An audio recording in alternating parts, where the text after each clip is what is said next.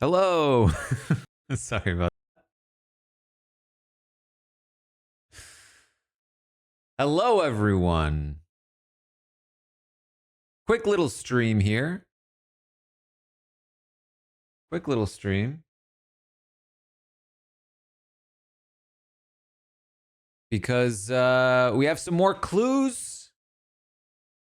Some more clues about what's going on tonight. And I want to talk about them because I'm excited about it. I feel like I'm excited about it. Let me just make sure I don't have the same thumbnail again. For YouTube. We'll get it all set up here.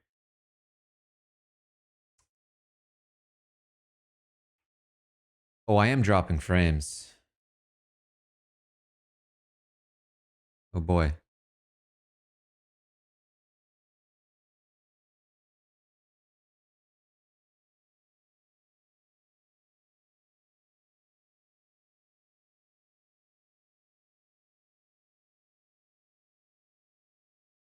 Okay, hold on. I think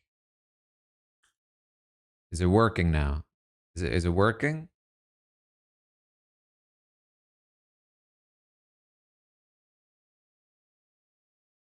I think we had some issues.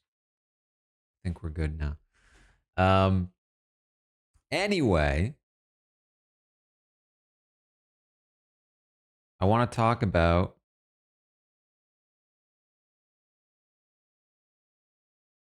the clues. That's what I want to talk about because as you all know, Big Brother 27 has a mystery house guest. We've all been wondering what's going on. Who's the mystery house guest? A lot of clues have been pointing in certain directions. I've been skeptical. I have been skeptical. There's been a lot of baiting. For sure.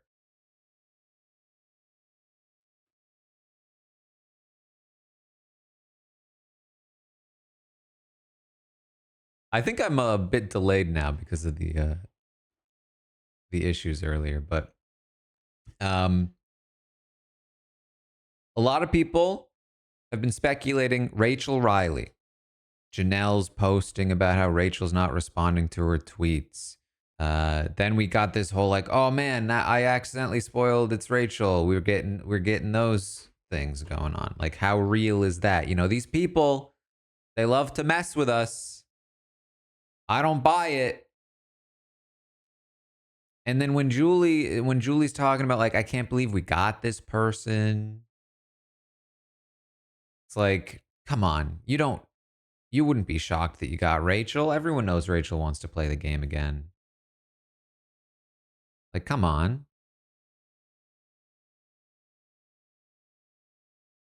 However, Sharon Tharp today, and I say today, I mean like 15, 20 minutes ago, maybe a little longer. I don't know how long it took me to make the stream. 40 minutes ago, Jesus. Sharon Tharp has posted some final clues.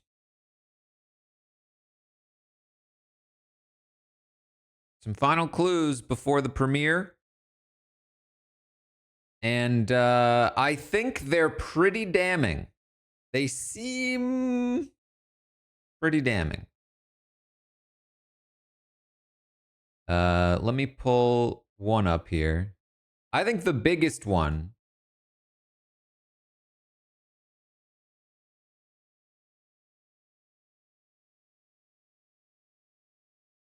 I'm going to pull it up on the screen.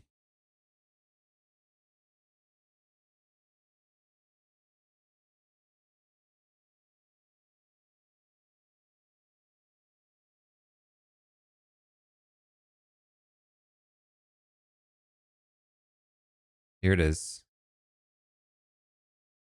From Sharon Tharp. Final clue. This image.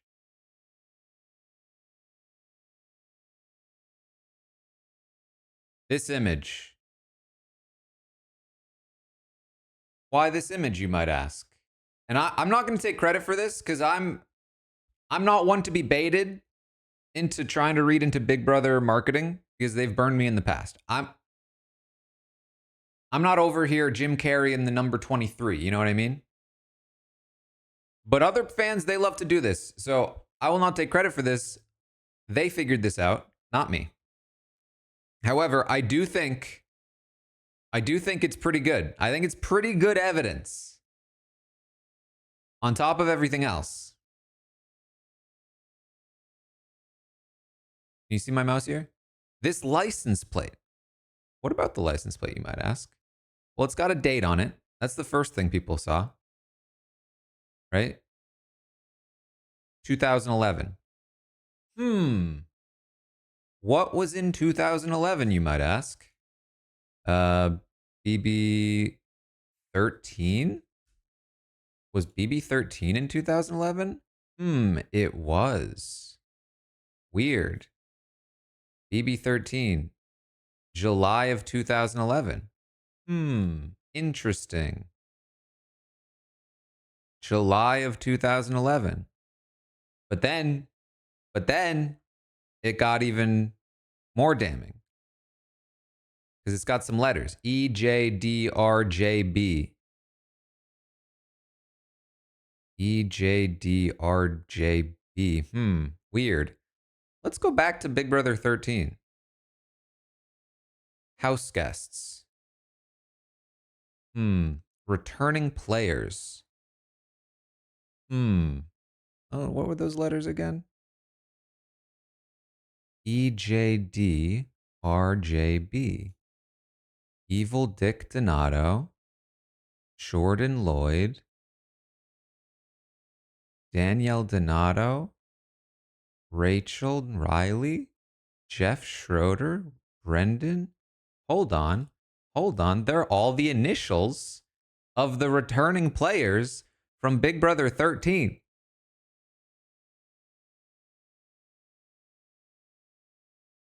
In July of 2011.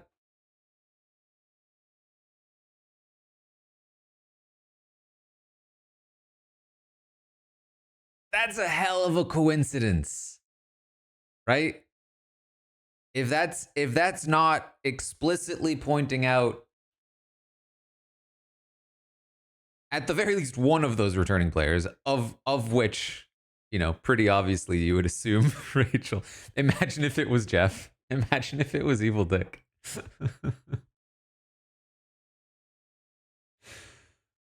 So that was pretty big. That was pretty big evidence.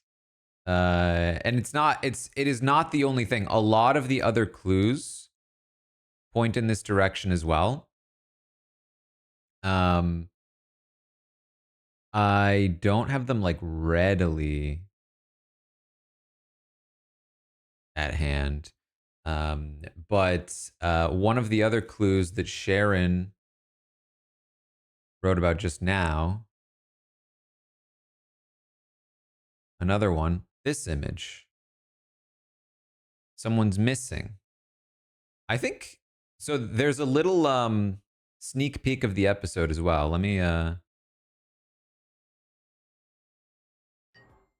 Let me see if we can pop that up on the screen. Remember, our motto: expect the. Can we hear this? We can't hear this. Why can't we hear this? Oh my God! No, wait. Like I can't see. Why can't we hear this? Yeah, can we turn on the lights? Turn the lights on. Come on now. Oh, we can't hear this. It's gone. It's gone. Oh look, Julie's gone. Julie. Julie is missing. And in her place, a high heel.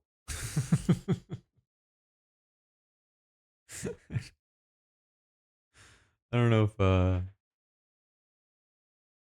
if that's the correct terminology. People have found that Rachel has in fact worn these shoes.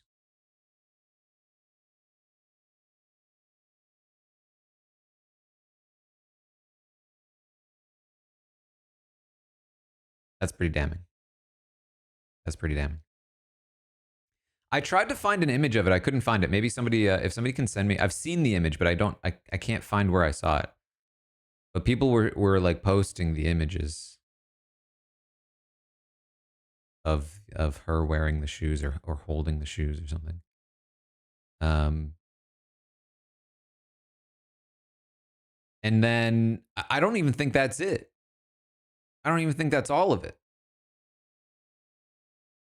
I think that in addition to that, people were looking at like her amazing race seasons and how those are represented in some of them. And those felt like that could definitely be a coincidence, right? Like, yeah, the numbers 20, 31, 24, like that could be a coincidence at the time. But all of these things together, I feel like I am becoming a conspiracy theorist.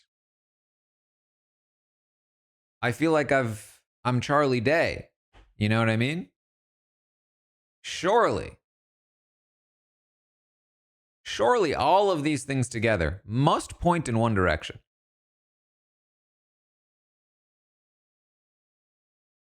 Ooh, I just saw Murderbot got renewed for season 2. That's sick.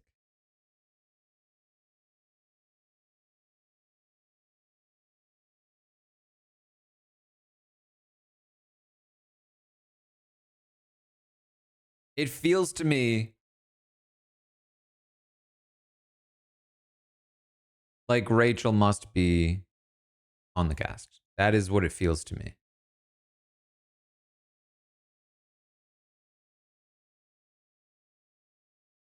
And on top of that, there is additional information. Like people are saying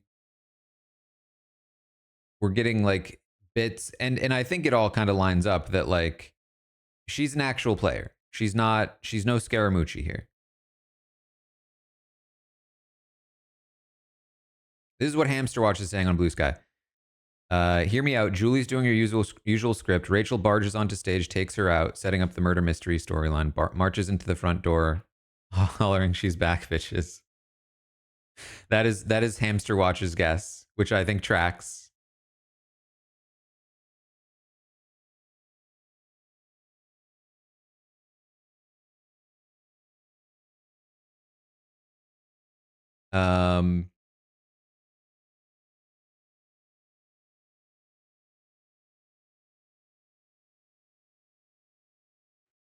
I think this is a lot to do if Rachel is not like a full player. There's also like, quite frank, I don't trust the alumni teases.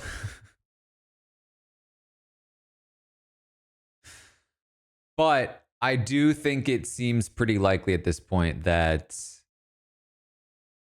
Rachel is an actual player. That's what it seems like to me. So if this is true, if Rachel is on the cast and Rachel is a full player,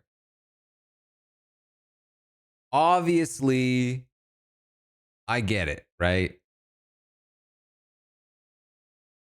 Like the A response could and maybe should be like,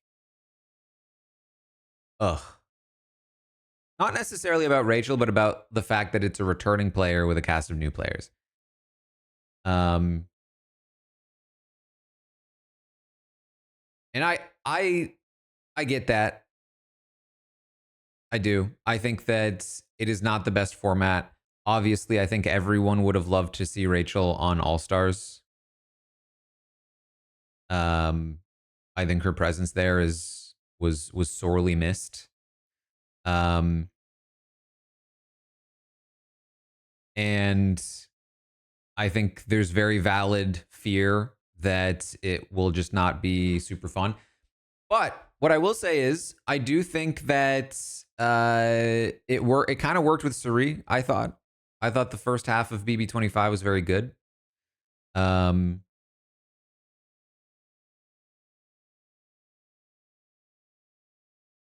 I think that like the question of like, will Rachel be a comp beast still in the modern era against all these, young bucks? If she's not, then that puts her at a significant disadvantage that she can, that will help, I think, balance out the the inherent advantage of coming in as a vet. Um, but for me right now, more than anything, and this is not me as a fan of the show. It's me as a fan of like Rachel the person. It's very akin, I would say, to like Anthony Douglas coming back on BB Can, um, stuff like that. It's like, I know Rachel. I am just so excited for her to be able to go back on the show. Like, famously, I was not like a Rachel stan in Big Brother 12 or Big Brother 13. I had favorites on both of those seasons that were not Rachel. Um, but I think that like nobody can deny that she made for good television and that she was a phenomenal character.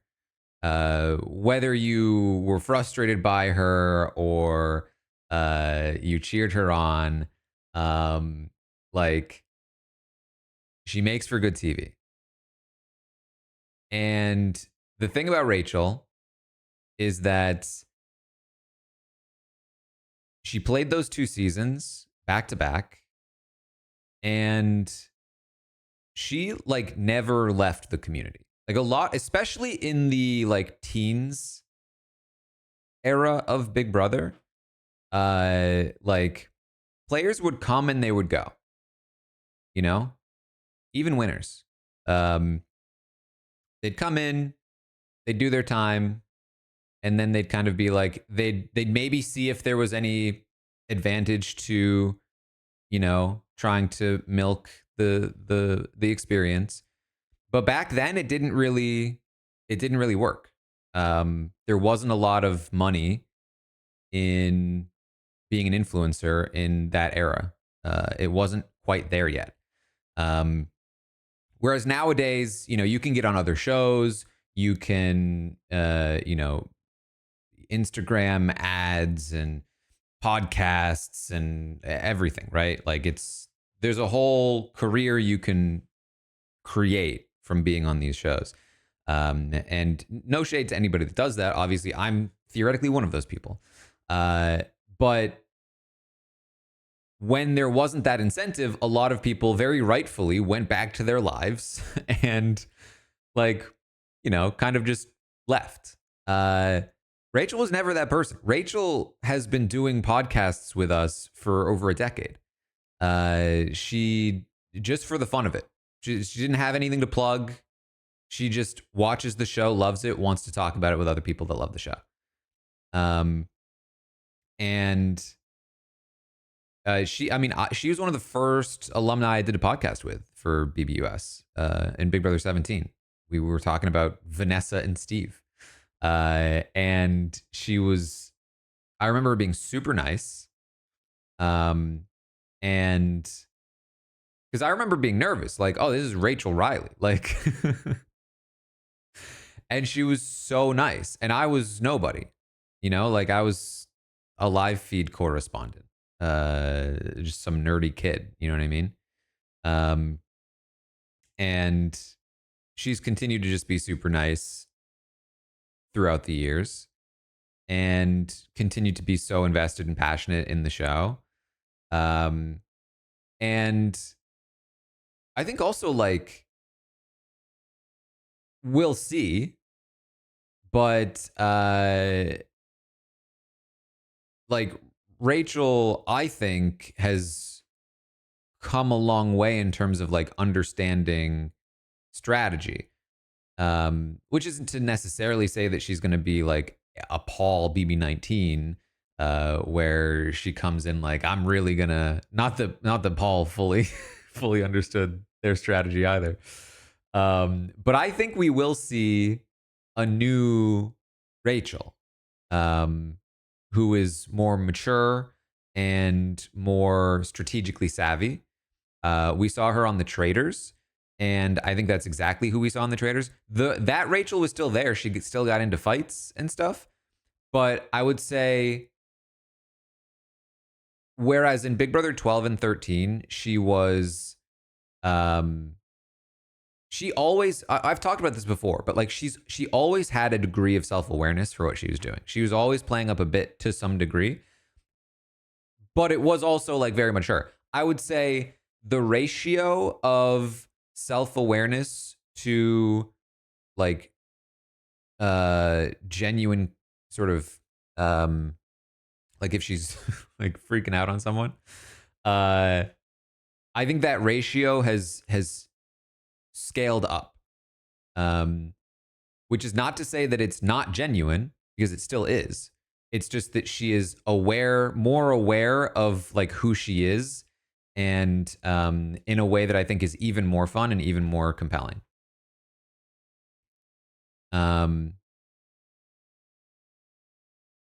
Which is maybe like a bad thing if you're hoping that there's no steamroll, right? Like I think that she's going to be very capable of rounding up some new players here, but I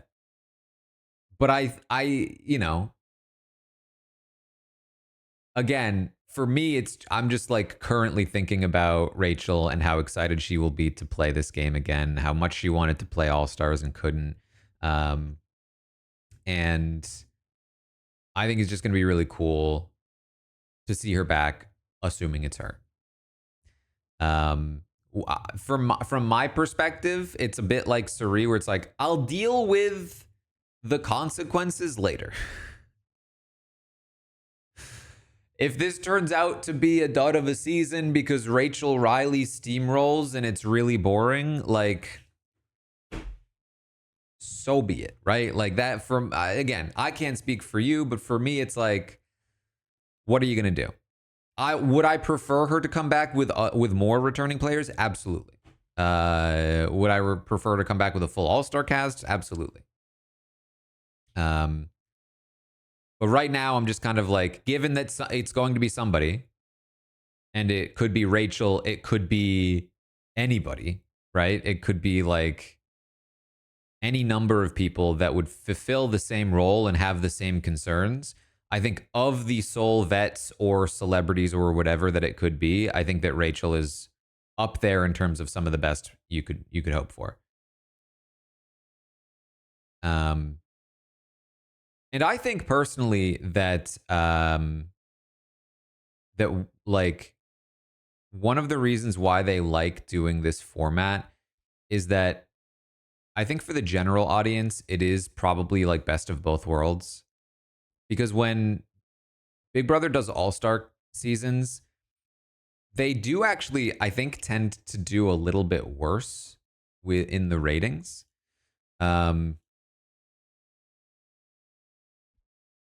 It's just it obviously brings back like fans, but it can feel a little niche for people who aren't following everything and don't know these people.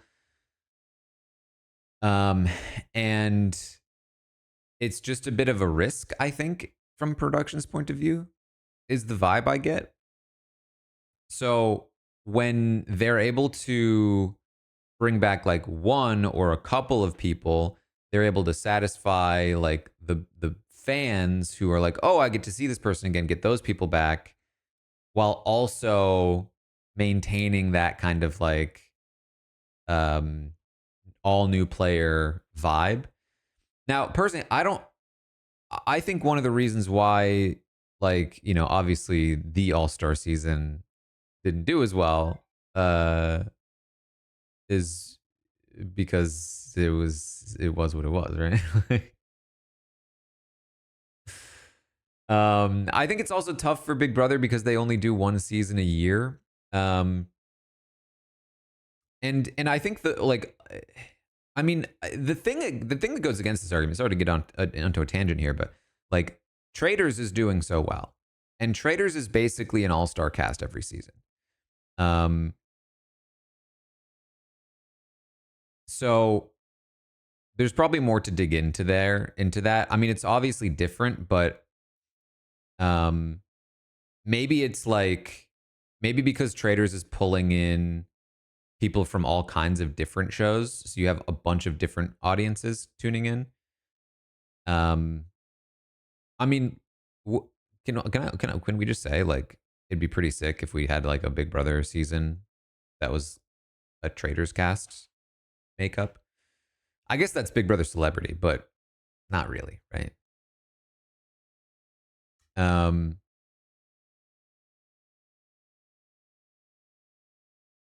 yeah, I do think Rachel doesn't fit Julie's statement at all to me, but you know, that's just Julie, I think, at this point.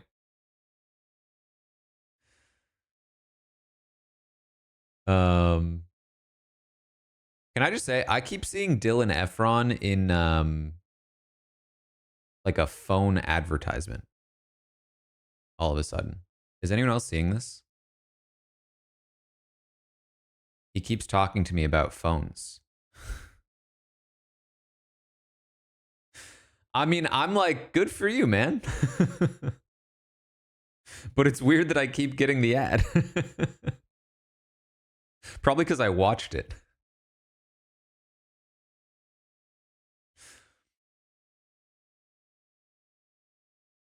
Um, but yeah, I mean, honestly, like at this, like I probably don't represent the audience generally very well on this point. But I have definitely become a person who really likes um, the uh, onset of more opportunities for players in like after they do shows. And that's not, I think, super popular because people don't like the idea of people going on shows in order to like make a career being an influencer or whatever. And they also generally like new players on shows and so on and so forth. And I get that. But from my perspective, um, these shows can be fairly exploitative to some degree. Uh, the talent, so to speak, the cast, they're pretty underpaid for the amounts of value they add, and that's hard to combat because it's not like you can unionize reality talent, right? Um, you there's unfortunately just like an endless amount of willing participants you can pick up for this. So it's hard to sort of um, combat that. But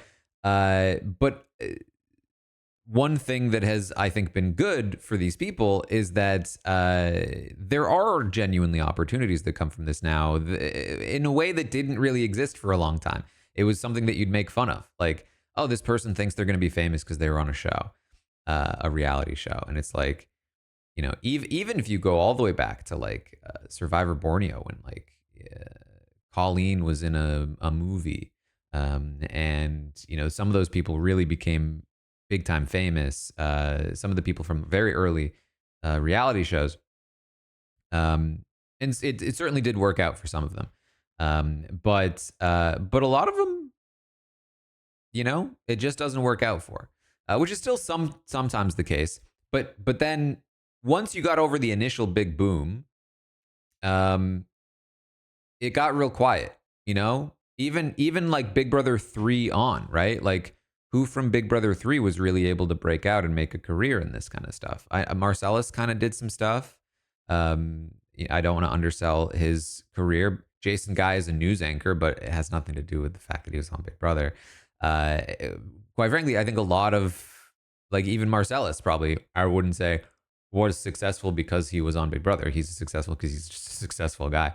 And so on and so forth. Moving forward from there, I mean, very few people, even people like Kaser and Janelle, two of the biggest, most popular people from that era, went off and just kind of did their own separate careers despite the fame, right? Like there was nothing they could really do with it.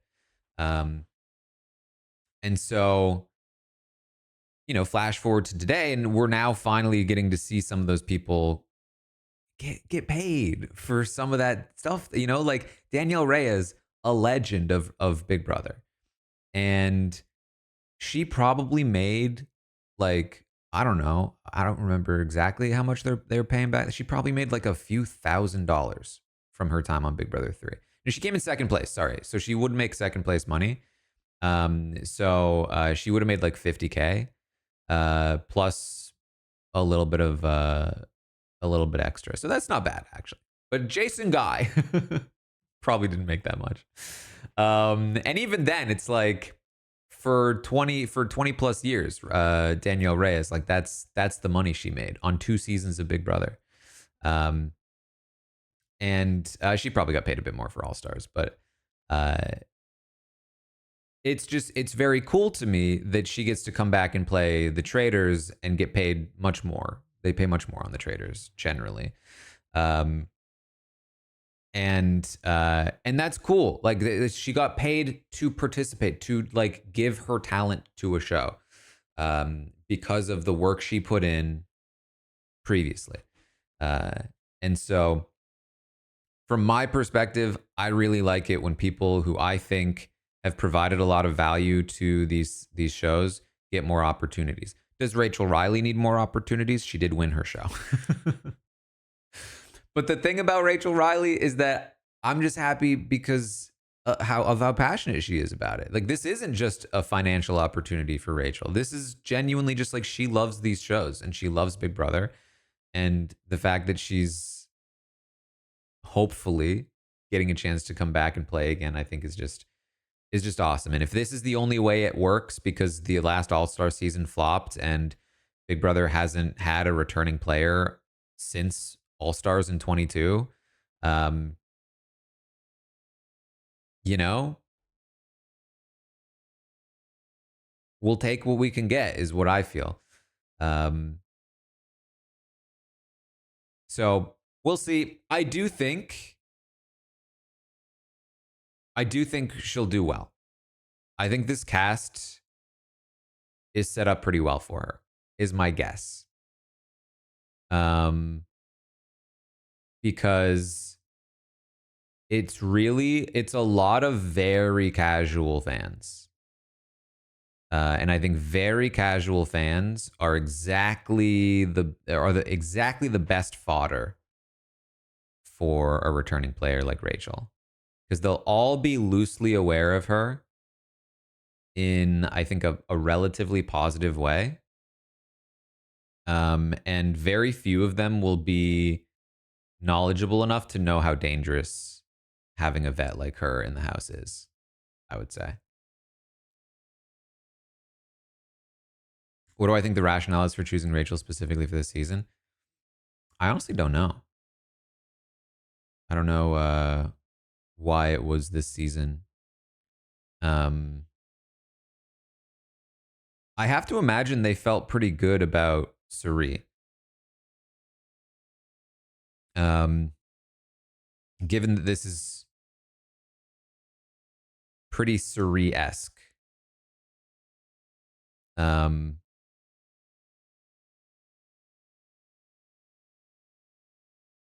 It is 25 years.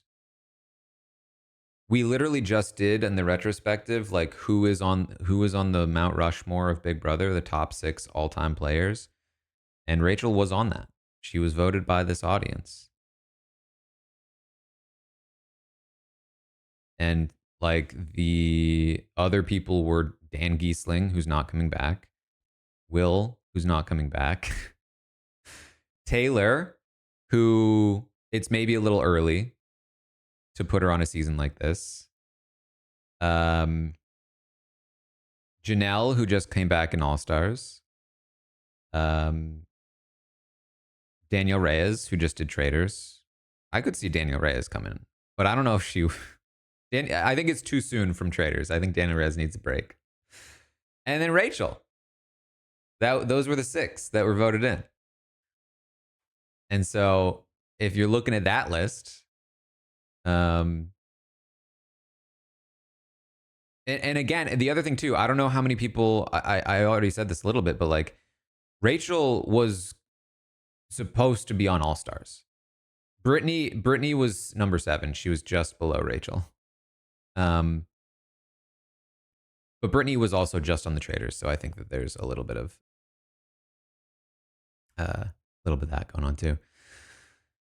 But Rachel was supposed to be on All Stars. She really wanted to play, but she was pregnant at the time. And like I think they even like tried to find a way to work it out, but it was just like it just doesn't make sense. It just you shouldn't do it. So we already know that she was like raring. She was like really anxious to play the game. She really wanted to do it. So I'm sure that after All Stars, they were like, we will. I'm sure it was in the back of their minds, like we missed out on Rachel. We're gonna find a spot for her at some point. And then they waited quite a while to make it happen, but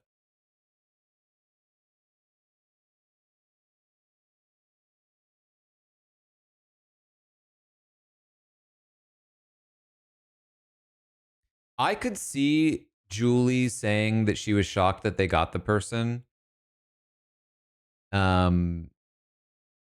As potentially even like a genuine statement in the sense that maybe from her perspective, if she's not super up on the details, that she might have felt like, oh well, we tried to get her before and it didn't work out. And then maybe they did ask her for reindeer games and it didn't work there either. And so maybe from her perspective, she was like, we've asked her a couple times and she hasn't been able to. So I'm surprised we finally found the right time.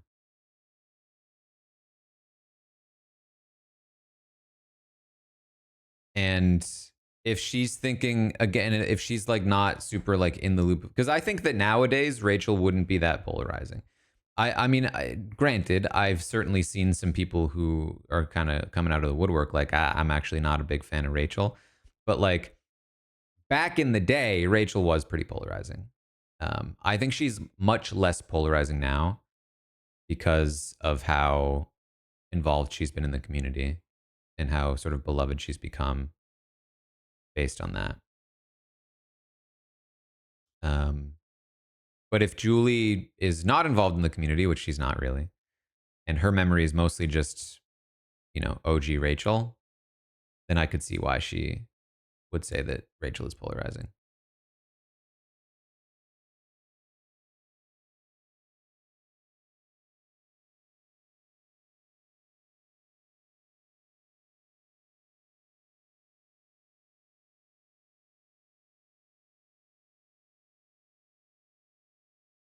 She still managed to be polarizing in Amazing Race a few years back.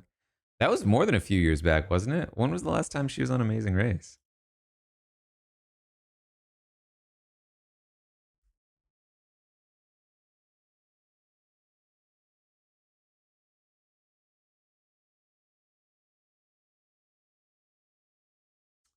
The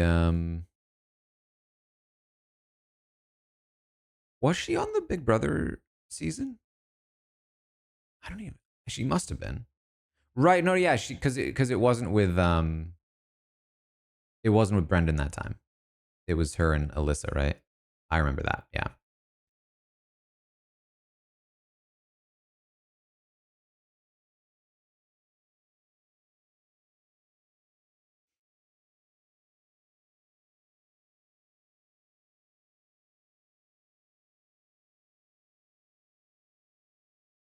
I think at this point, I would put percentage at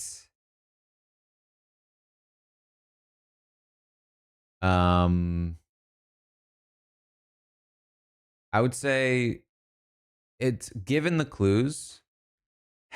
Man, I would say conservatively, I would say we're at like 80% it's Rachel.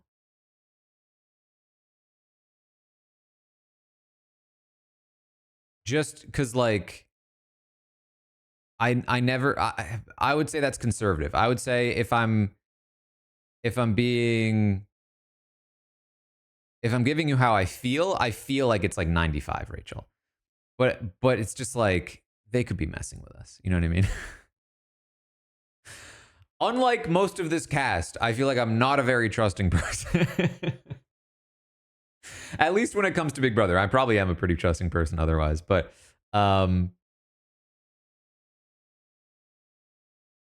but then in terms of Rachel being a full-fledged player, I would say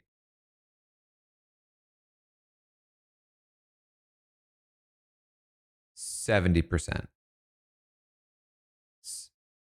Yeah, ish. That's just logic to me.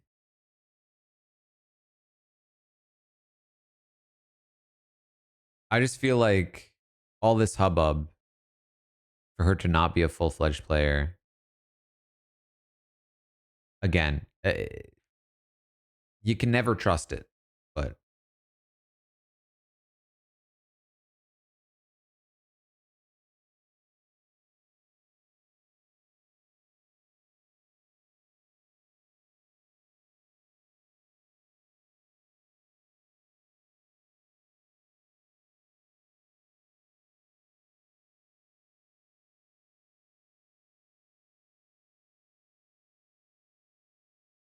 they were secretive about, fairly secretive about Suri, for sure. But I mean, again, I don't want to like get my hopes up, but it does seem like the last 2 years now, so far, they've been weirdly more receptive to like audience feedback in the sense that, um, like for instance, I've talked about this before. It genuinely has been a major thing. Every single year for years, people would read into Julie's social posts thinking, oh, she's giving us clues as to what the theme is. She's hinting it's going to be all stars this season, so on and so forth.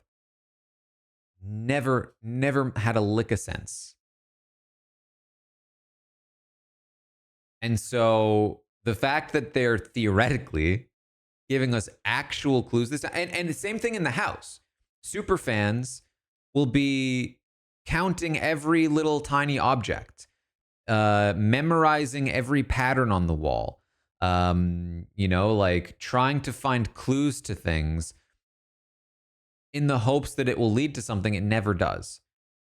Like the most relevant that ever was like back in the very early days of Big Brother when they used to occasionally have a question that was like, how many lamps are there in the blue room? You know what I mean? Um, and so it seems as though they actually have realized, like, well, what if we actually did do some of those things? Like, what if we actually did put out real clues and like that stuff did matter in the house and you can solve things and we do play into this and we make it a whole theme. Um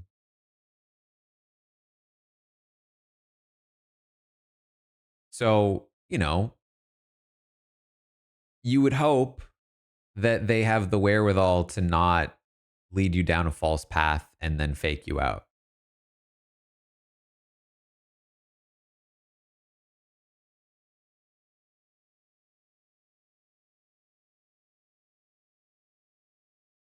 But we'll see. Do they just not hate us anymore? They faked us out last year, but I feel like the level of effort that went into faking us out was not nearly the same.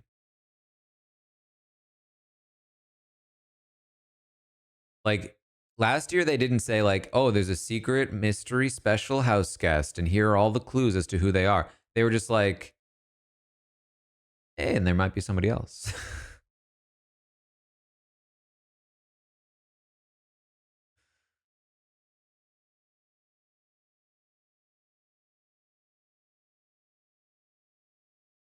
I believe Mike Bloom confirmed no rewind again this season, which I will say does not support my theory that they care more about us.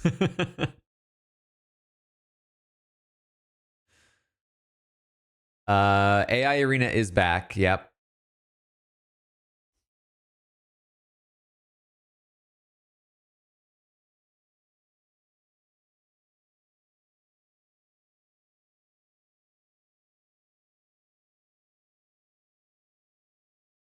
Honestly, the low video quality is almost worse than no flashback for me.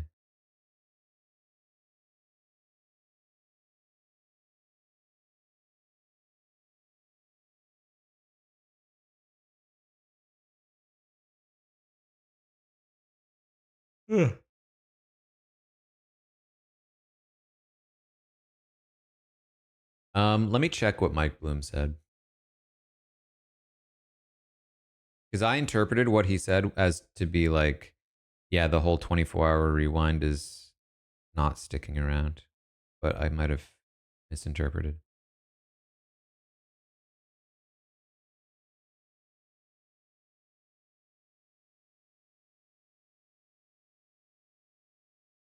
Okay, he said, important update on the Big Brother live feeds. A source at Paramount has informed me that the flashback feature will not be returning. So, you know, theoretically, that could mean that the 24-hour rewind is still a possibility, but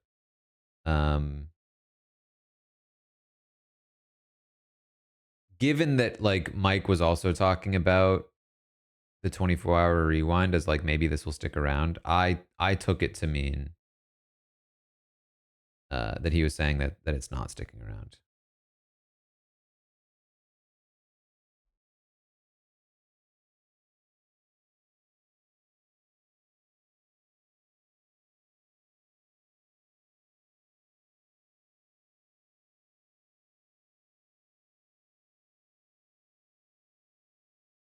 Thoughts on the stage graphics? We can I can try and grab some images of those.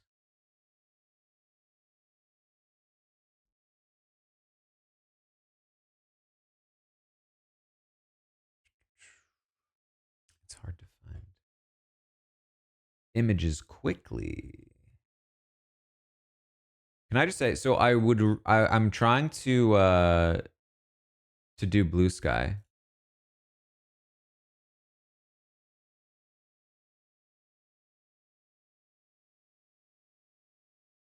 Okay, this is the stage. Nope, that's not the stage. What? Am I on the wrong? Oh, I am on the wrong thing. Hold on. I mean, that actually is the stage.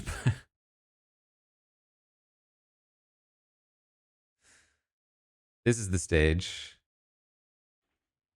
Which I think is cool. I think it's like, I like that they're going for like actual cool stuff.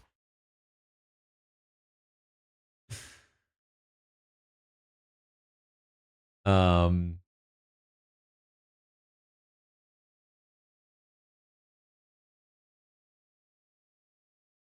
Obviously, I hate Twitter. I think most people do. Beyond my general disdain for it, it just doesn't work for me. So I'm very excited to do Blue Sky for any like actual tweets this season. But I'm still gonna use Twitter for like, I would say, important plugs of things. And this was really confirmed to me with the book launch. I looked at the website stats for my book, and I posted on Twitter, I posted on Blue Sky. It's on YouTube. The description, it's like I plugged it on YouTube. Over 50% of traffic to the book website came from Twitter. And it's like, damn. Like, that's tough, you know?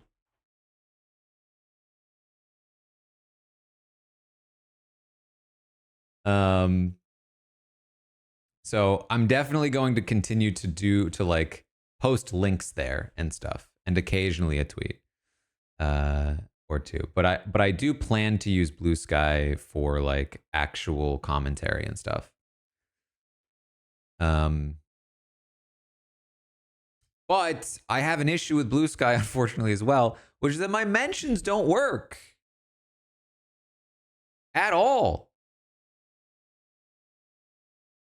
I mean, it's honestly still not as bad as Twitter, because who cares about my mentions as much as just like actually consuming stuff. But like, can I just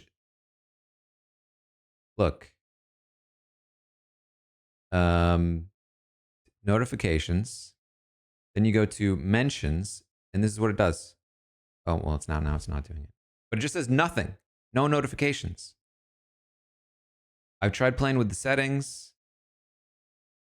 I look at it on the app. I look at it on the web browser, different computers. Nothing. This is what it does. Flashing. Nothing.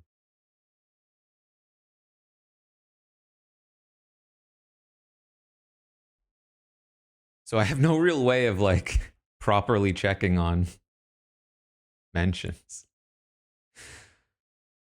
Which, again, during the off season, who cares? Like, I'm never really checking those anyway. But during the season, it's like, you know, you want to be able to look at those.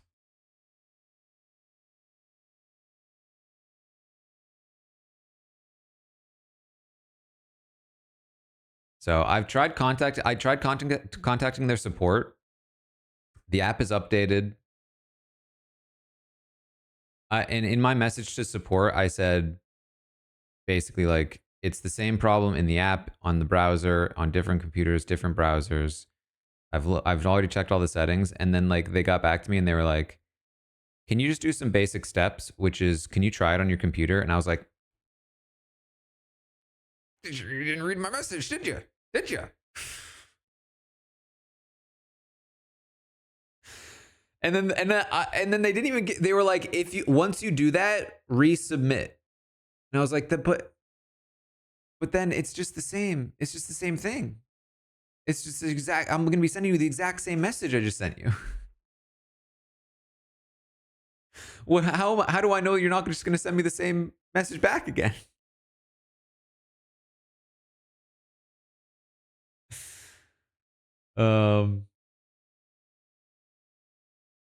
Anyway.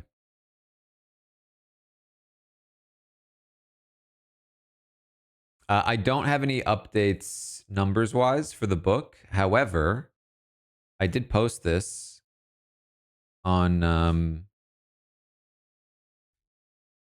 Twitter and Blue Sky. That Behind the Mirror,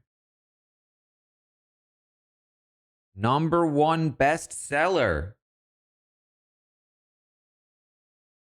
on Amazon. Little orange badge there. In multiple categories. This is the Kindle version. Oh wow, it's actually doing better on the Kindle. The Kindle version is selling less than the physical version, which is actually kind of chill, I think. Actually, it's pretty good. #1 bestseller, TV shows, communication and media studies, TV history and criticism. That sounds like pretty legit, no? That sounds like it's a smart book. It's 1365th total. What I've looked this up a little bit. Apparently, top 1,000 is like where you want to be. Like that's like pristine in Amazon. So I'm close, but I'm not sure I'm gonna make it there. But it is beating Parvati's book at the moment. Which, listen, I doubt will stay that way. But I saw that as a good sign for me because I don't know about you guys, but I see Parvati advertisements more often than I see Dylan Efron advertisements.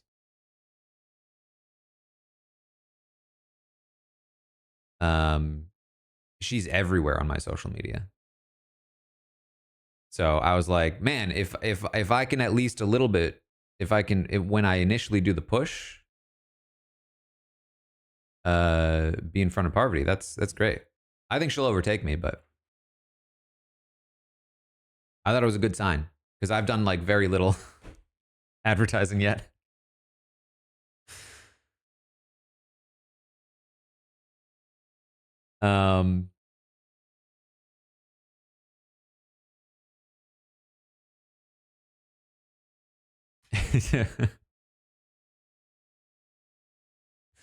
I like it's not even like the Survivor subreddit. I feel like has a Parvati book post like every 2 days, and my book has not even been on the Big Brother subreddit. I don't even know if they allow it.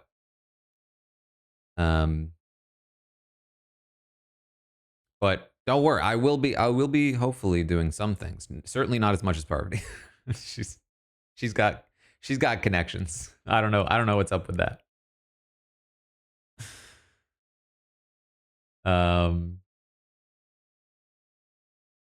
Certainly okay to get a Kindle copy. It's okay to get whatever kind of copy you want.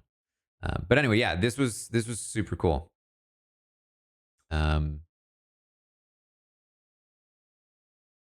Definitely cool. And the thing too is that like I also didn't even really have this expectation for Amazon because like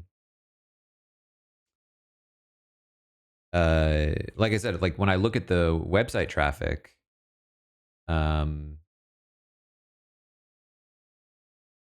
like it looks like 2/3 of clicks are for the reserved signed copy, not the reserve on Amazon. So with like 1/3 of theoretically 1/3 of interested parties going to Amazon, it's doing these numbers.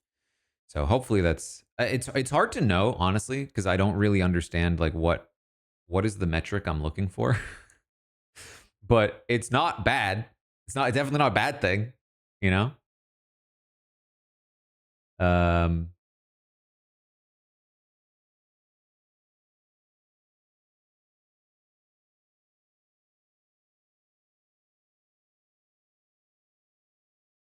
It took a while to write. It took I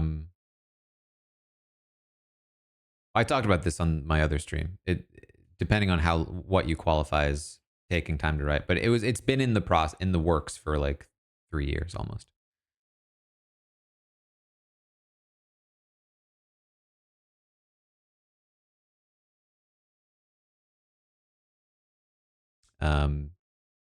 Rosario, like if you and this is for anyone, if you don't want to use Amazon, which quite frankly, like while it's cool that it's doing well on Amazon, and Amazon is one of the better places to see tracking for it, I agree. I think if you don't buy on Amazon, that's probably better for books in general. I have partnered with a local bookstore, independent bookstore, that I'm going to do signed copies for. And it's also available pretty much everywhere you can buy books. It's at Barnes & Noble, who's doing a sale right now for pre-orders. And a bunch of stuff like that.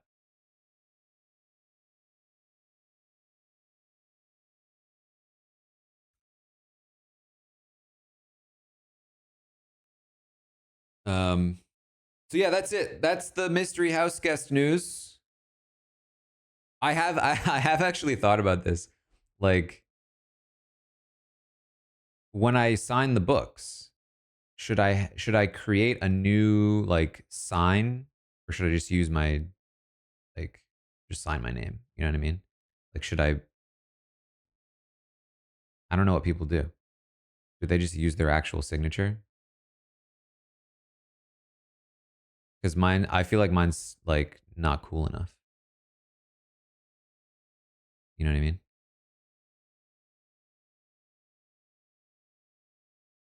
Yeah, I gotta make a fancier one. Yes, because forgeries.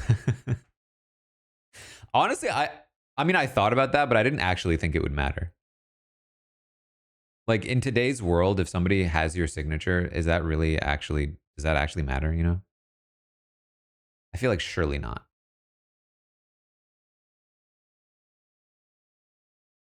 Like surely my signature isn't actually used to identify me in any meaningful way. I sign things online all the time with generic signing things, you know what I mean? And also, I feel like my signature looks different every time I do it.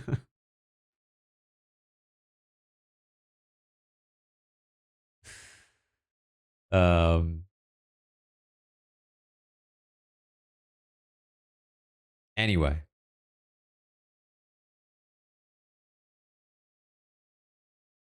a Kellis paw print, that would be very cute. Um, but yeah, it's gonna be a lot. It's gonna be a lot of signatures for sure. I don't even know how it's gonna. I don't even know if I'll be able to get it done in a day at this point. But I think that's kind of cool. I do have an acknowledgement section. Yeah,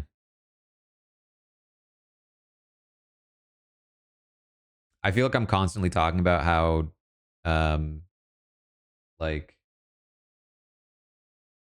self conscious I am about this whole thing. But like the acknowledgement section, I'm so self conscious about. I feel like amongst the things I'm bad at, I think that like feeling like I'm expressing gratitude properly is one of those things. I'm bad at asking for things. I'm bad at expressing gratitude for things. Um, so I feel like I am so grateful to people, to lots of people. I'm grateful to you guys.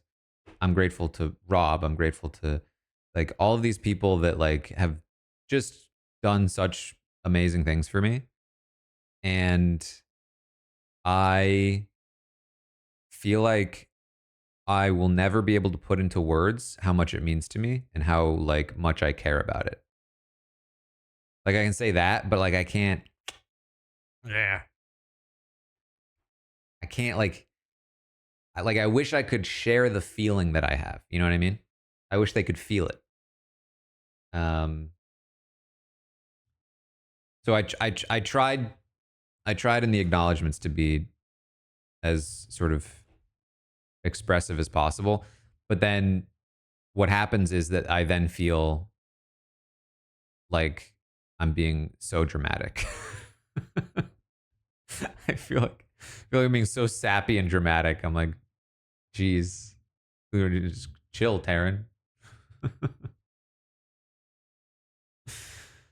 Can I say this too? While I'm at it, um, so I showed the box on the Cast Reveal podcast. That I got the box with the books in them. I have like 5 of them. And my agent had texted me saying, "Hey, just a heads up, since the books are coming, make sure you film yourself opening the book. It's like a whole thing in the author world that you're supposed to film yourself opening your physical book for the first time." And I was like, "Okay, sure." Um, and then I got them and I was like, "All right, I got to film myself." And then as soon as I sort of thought about it for 2 seconds, I was like, "Wait a minute." Wait a minute. I can't do this. I can't film myself opening these. Like what? And then I was like, because I figured I feared. I was like, okay,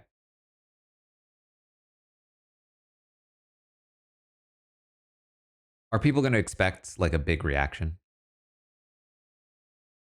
Like that's probably why they film these, right? So then I looked up like a compilation of these videos, authors opening their book for the first time, and it was exactly what I feared. It was a bunch of people going, "Oh my god, it's real! Here it is. I've been working for so long. Oh my god." I was just like, I can't do that. I can't do that. I can't do it.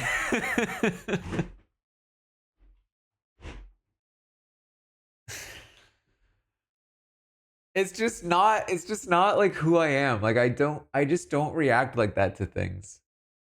You know?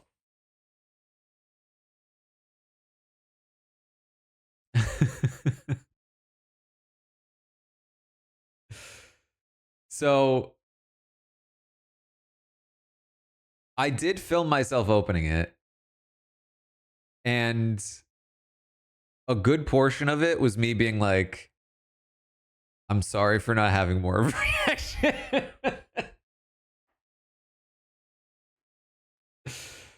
Cause I was just like, I just need to do this and be me and then see how it goes. And so I think a lot of it is just me being like, cool. I haven't had the heart to look at it. I have the footage, I haven't even looked at it yet.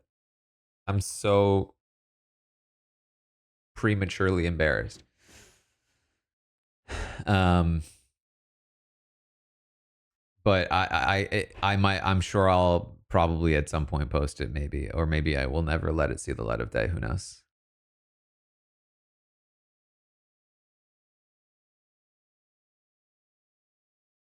Um, but I will, like, genuinely, and I do think, and this is no shade to the practice of it or anything, and I don't want, like, I do think that the process of filming it, I kind of regretted. I was kind of like, I wish I hadn't done that, because I think it did sort of um limit the actual emotions I was able to feel in that moment, because I was too self-conscious about being filmed. You know what I mean? Um, so I don't know if I would have felt more like a stronger if I had not been filming myself, um, but it is cool. I think the other thing too is that, like, I've just had moments of, I said this before, I think, like, I'm bad at celebrating, but I've had some moments here and there of like, this is real. And so I think that, like, being able to visualize it being a real book in my head, I'd already kind of experienced a lot of it already. And so getting it physically was like confirmation more so than like revelation, if that makes sense.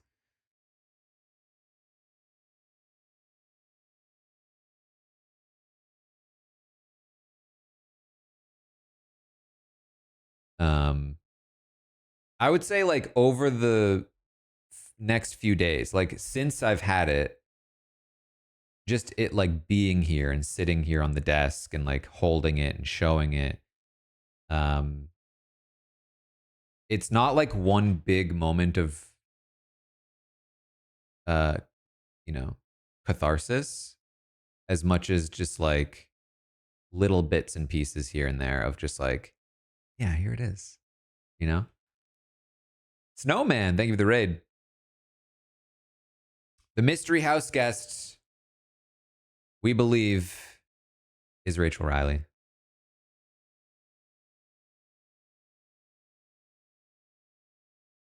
That is the headline of the stream. Did I write my about author? Yeah, I did.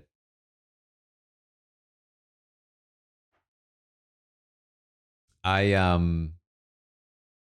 I actually hated writing. I had such a hard time. I wrote probably 10 different ones.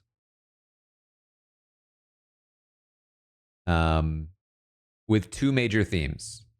One was because I looked at other about the authors, and I would say most of them were like, here are my accolades. Here are my credentials.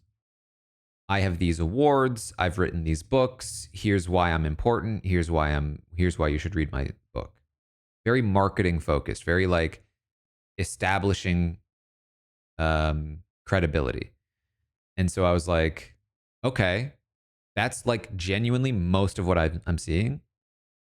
So I tried to write a version. I wrote a bunch of versions, but I tried to write versions of that, which was like, you know, I am I've been working in this industry for 10 years. I'm a voice in this community, uh, so on and so forth. Just a bunch of like stuff that I honestly hate saying out loud.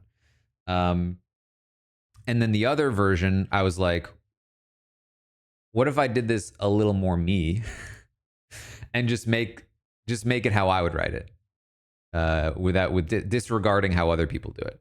And so I asked my agent, I was like, can this? I think I said, let me look. It was a little while ago now, so I might not find it very easily. But I said something along the lines of, oh, here we go. I said, if you had to pick one, would you suggest the bio lean more marketing / serious or more personality? And she said, I'd pick personality. It's like more genuine to you. And she also said, plus in the world of AI, be the most person. So many things are gonna have all the color washed out of them by robots in the next few years. So I was like, okay, that works because that's what I like. That's I like this version a little more. Um, yeah. Luckily, nobody knows that I'm a robot. So yeah, I ended up just writing just a cute little one.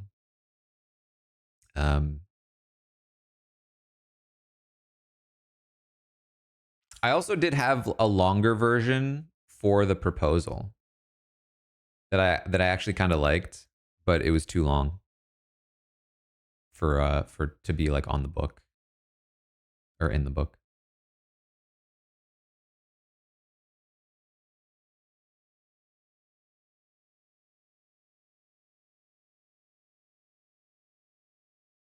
Deadline to get a signed copy is just make sure you order it before the published date, so you've got plenty of time. I mean, I wouldn't wait right up until the published date. I will say there is probably. Oh, you know what? Actually, I should stop saying this. There is actually a final day. I don't know it yet. Um, it's so far away theoretically that like I didn't think it mattered, but it actually, if people, especially if people are watching this back, um, so yeah, there will be a last day to order. Basically, the bookstore um will order the books on some day prior to the published date. And so theoretically, the deadline for getting a signed copy will be um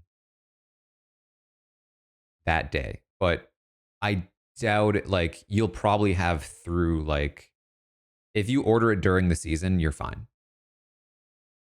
As long as you don't wait until like the last minute.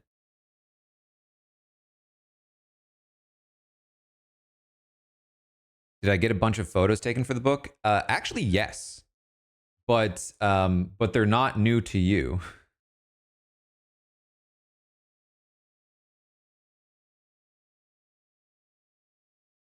Um, my profile picture that I use everywhere. I took that picture for the book. That's my author picture. um, I just updated my profile picture after I took it. Uh, it was a while ago. Oh yeah, it was. But yeah, I got that taken specifically for the book. Cause I got paid for it and everything. I had a whole photographer thing.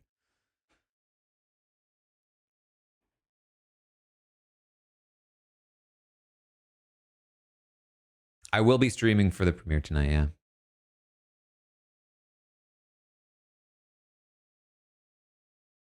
How much did I stress over the outfit?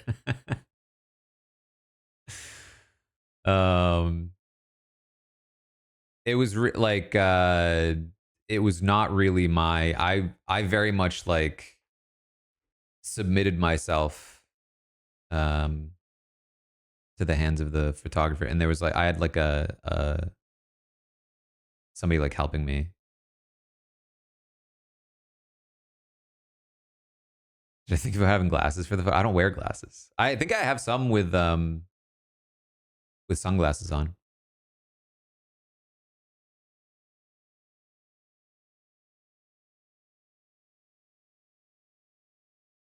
I appreciate the compliments on my hair. I'm kind of digging it. I think it's pretty good right now. If you weren't with me in the off season, I was really I was growing it out and it was a disaster. So I'm glad we got somewhere with it. Like it's still longer. I've like the curls are here, but it's not like it was a process. Yeah.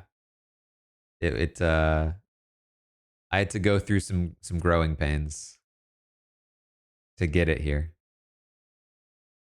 But I'm liking it. I do still like the shorter hair too. Um, I would say actually this is a little strange maybe, but um, I think that this style of my hair actually looks better from like the sides and the back. And actually, this front on is one of the not. It's actually kind of good right now. It's even though it's messy as hell. Um, but I also can like theoretically wear it down and up. Wear it down or up as though I've got actual long hair.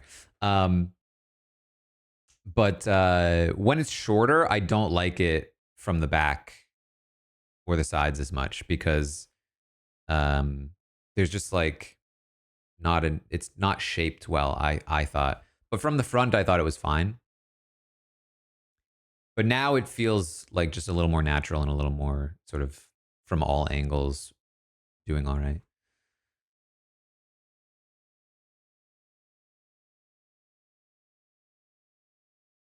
Um, when I'm introducing myself to a Cinema podcast, I still like I talked about this before, but like I still feel like I can't refer to myself as a writer yet or an author yet. Because well, I would say for two reasons. One is that I feel like on one hand it feels a little bit imposter syndrome, right? Like I wrote a book, I got it published, that's cool. Technically, I'm an author. Technically, I've written a published book. That's really cool. And I think to some degree I can refer to myself. But if I were to introduce myself, if they were like, hey, what do you do? And I said, I'm an author, I don't think that's true. It's not my primary career right now. Um, and also like it is not right now at a point where like I could make a living doing it. Um, maybe the book sells super well and whatever. Maybe I write more books, but right now it couldn't be a primary career. If all I did was writing this book, if this was my only source of income, I would it would not be enough.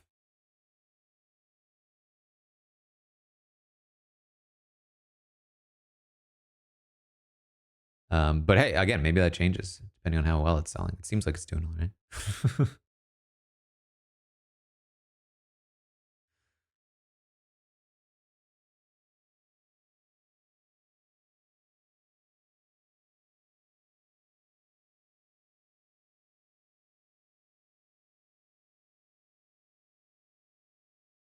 Living from it doesn't define your artistry. I think that's true.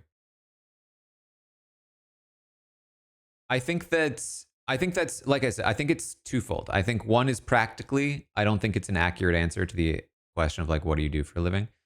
Um and then more philosophically it is like I I feel like I identify with being an author. I feel like I have since I was a kid, being a writer, I should say. Um but I don't feel all the way yet that I have like in my own brain like earned the title. I feel like right now it's like I wrote a book. I really love writing. I want to be a writer.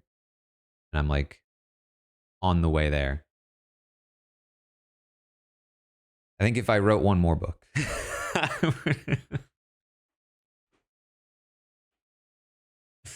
How do I feel about my Big Brother draft now that I know who the mystery house guest is? I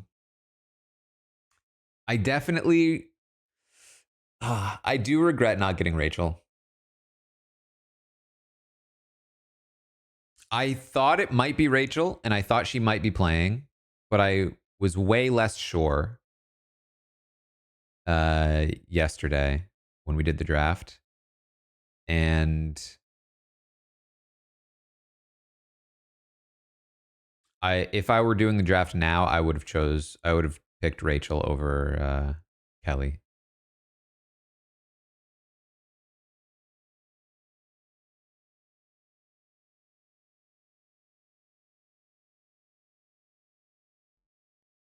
I mean, if anything, just to like have Rachel on my team would be super cool.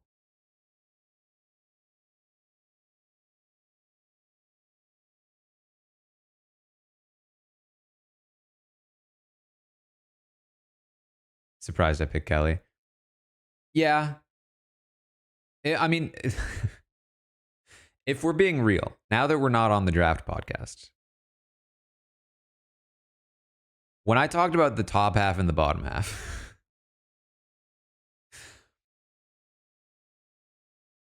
that was literally me about 30 seconds prior to the podcast. Quickly just like clicking and dragging some names that I thought I remembered.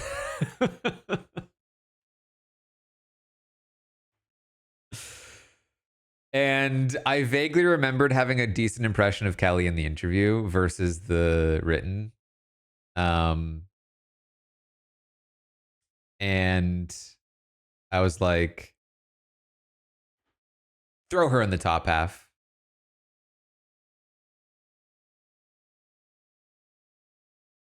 I do this every draft. I mean,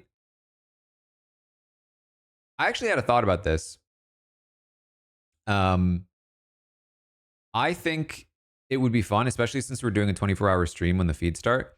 I think it would be fun to get a few people and do a separate like auction draft.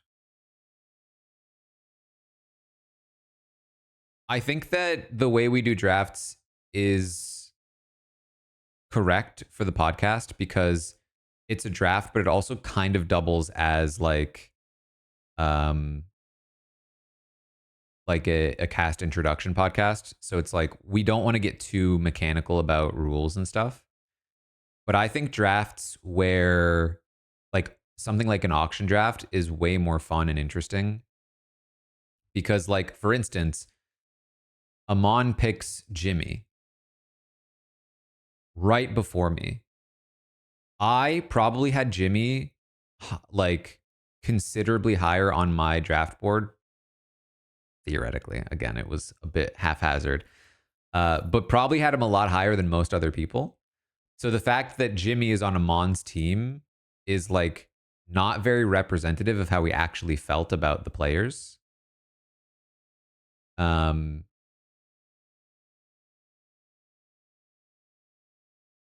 which is again, it works for the format. It's not supposed to be the most accurate thing. Um, but but a version of a draft where like the person who wants that player the most has the best chance to get them. I think is more fun as a draft by itself. So my thought is we could do something like an auction draft during the 24-hour stream, bring in some guests, and do something like that. And it might be fun too because like we will then have the first 2 episodes and a little bit of feeds context to add into our draft picks at that point.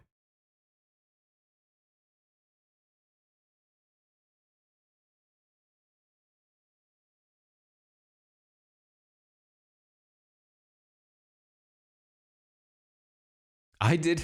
I'm not gonna lie. I felt bad for Chappelle on that podcast. I didn't know what. I knew that we had the idea that he was going to do the sock Amon joke, but I didn't like know how it was going to be formatted. And so you guys didn't see this, but Chappelle is such a champ. He was waiting in the lobby of the StreamYard like the whole time. He was just like waiting and preparing with the sock, just like waiting to be called in. And then they called him in for the bit and then put him back in the waiting room. I thought he was gonna stay out. And then I really, because then Amon actually showed up, and I was like, oh, this will be funny though. It'll be Amon versus Sock Amon. But then his audio wasn't working, and so he waited all that time to come back up, and didn't even get to do any more bit. But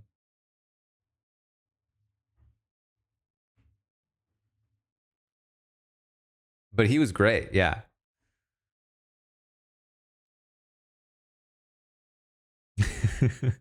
I was about to call him out for choosing too quickly as Amon, and then he started waffling, and I was like, okay, never mind, you nailed it.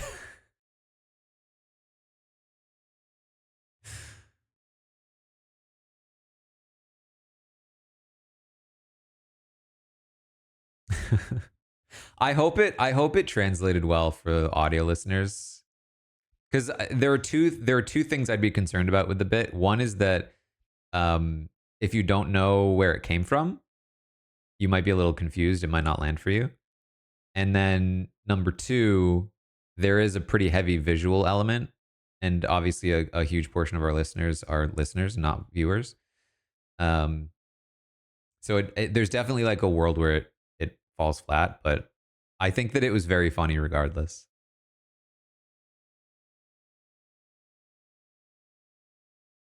It was funny, but you didn't know the inside joke. Yeah. Just felt the inside funniness. My philosophy on inside jokes on a podcast is that they need to either be super funny on their own,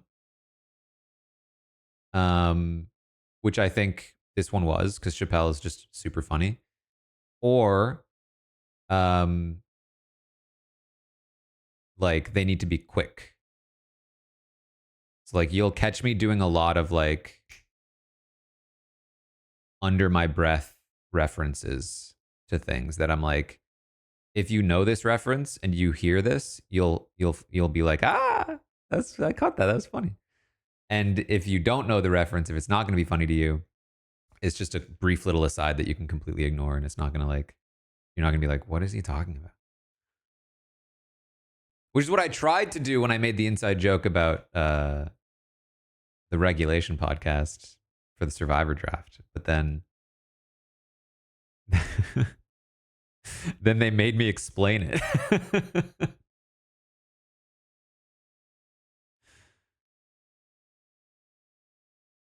Sakamon and Sakpuya, I believe, originated in the RHEP pressure cooker competition we did last year,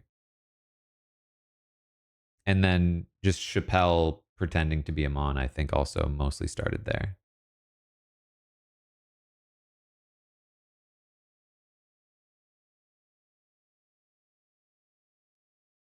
Somebody said that I like how I said this was going to be a short stream. I was about to work out, and then I came up and streamed instead, and I was like, I'll just do a quick stream and then get back to my workout. This is what always happens to me during the season, is that it's hard to work out because, like, how do you focus?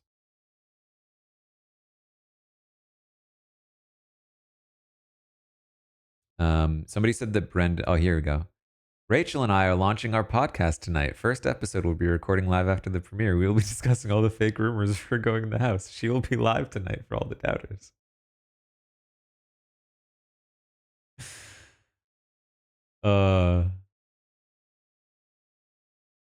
It's kind of, again, like,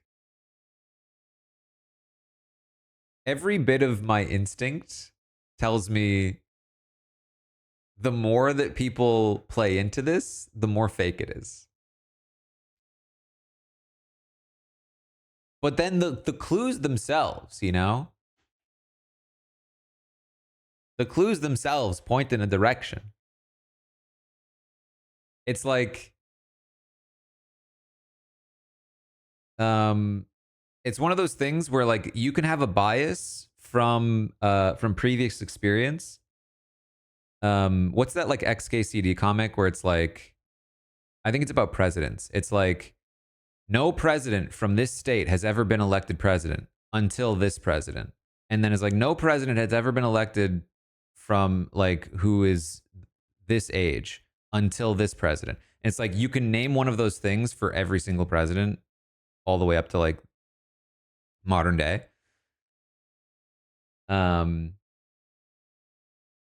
So it's like, no time that a former players have ever been teasing a returning player, it's ever been true, except maybe this time.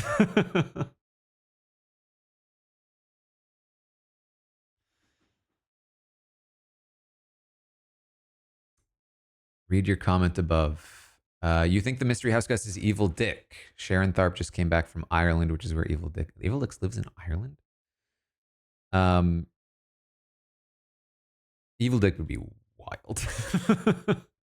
That'd be a wild call. That truly would be polarizing. I'll give him that.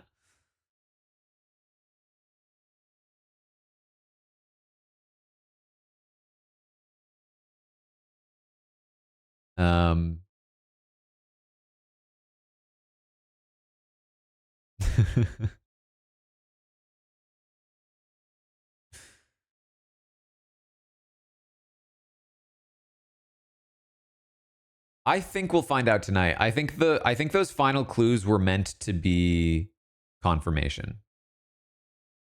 I think that they put those clues out knowing it would confirm, for the most part, who the person was for people who were in the know.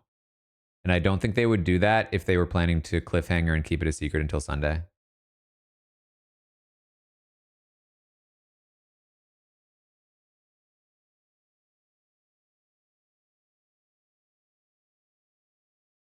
I think there's probably, like, some other stuff with the initial twists. That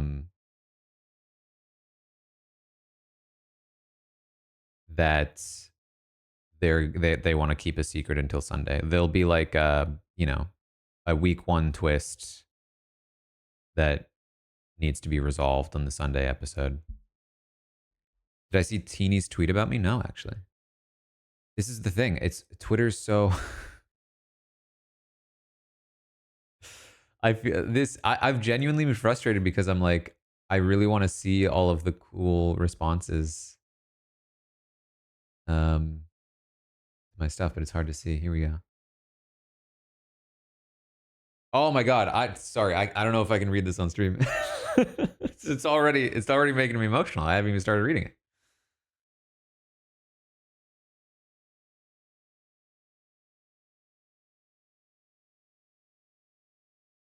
All right, I'm gonna read more of it later, but that's I skimmed it and it's very sweet.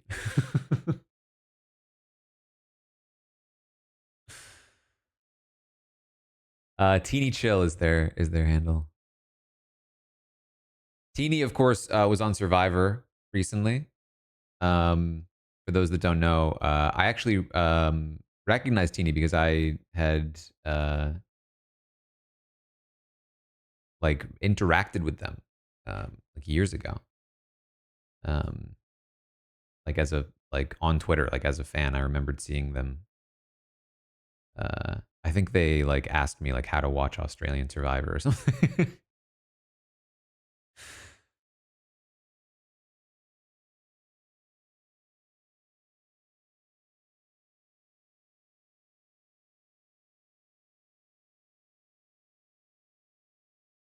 Also, I don't know if you guys saw this. I woke up to this morning. This was hilarious to me. Have you guys seen Cat's tweet?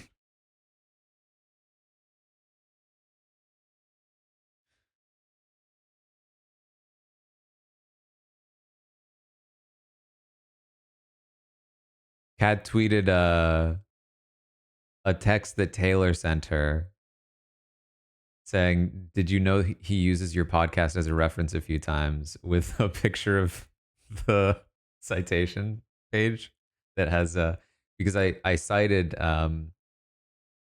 Kat's podcast with Adam Jasinski in the book. Um and and this cat just posted those texts and said, "Everyone go buy Terran's book."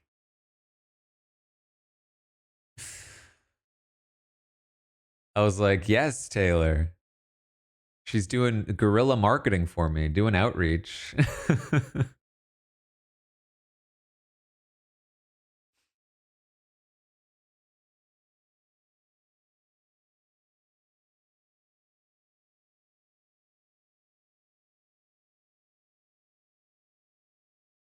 It's also by the way, it's a good podcast. If you haven't listened to Kat's interview with Adam, I do quote it, but like it's for sure worth listening to.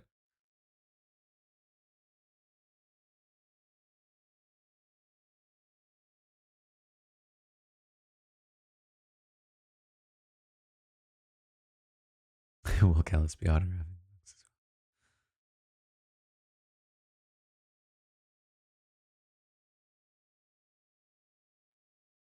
Um,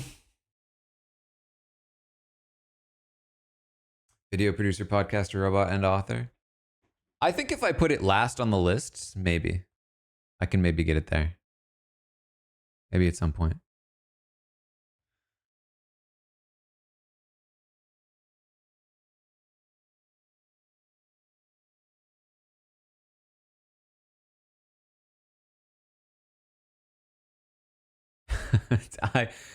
Coco, I actually thought about this. Coco said the sad thing is the book announcement came after the house guests were sequestered, so they're not going to be talking about the book. I thought about this when I realized that Rachel was going to be on probably the cast. I was like, oh man. Because like I've been putting it off, like reaching out to people. Like Rachel absolutely would have been one of those people that I would have reached out to be like, hey, can I send you a copy of my book? And I've been kind of just like putting it off because I'm like, oh, it's so awkward. I don't want to ask people to read my book. But I was like, there's plenty of time. I have all summer to talk, to like send it to different people and ask them. Um, and I was like, oh wow, I really should have sent one to Rachel, huh?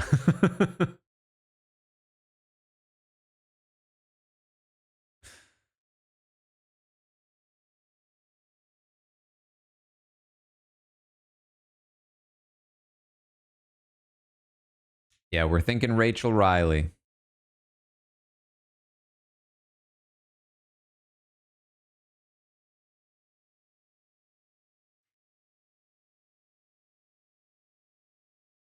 Ben Franklin effect, yeah.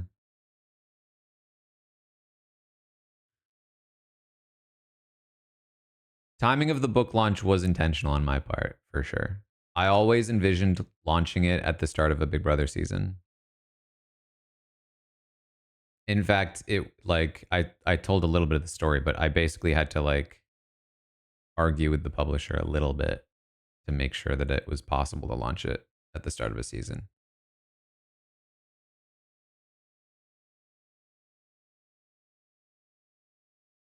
Um,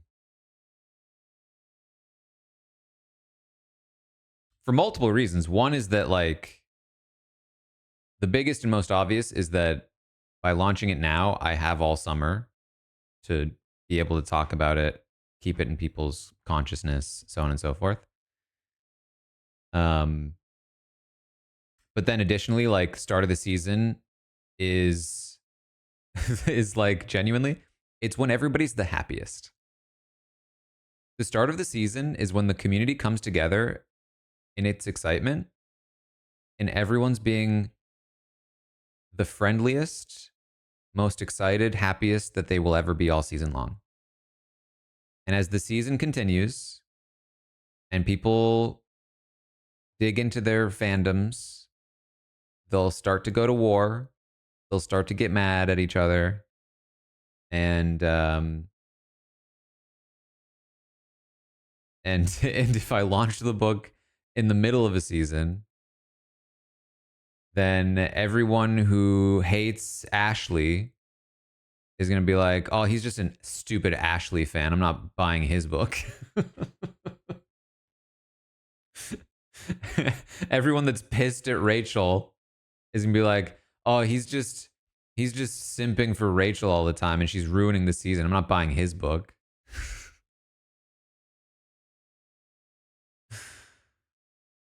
Oh boy.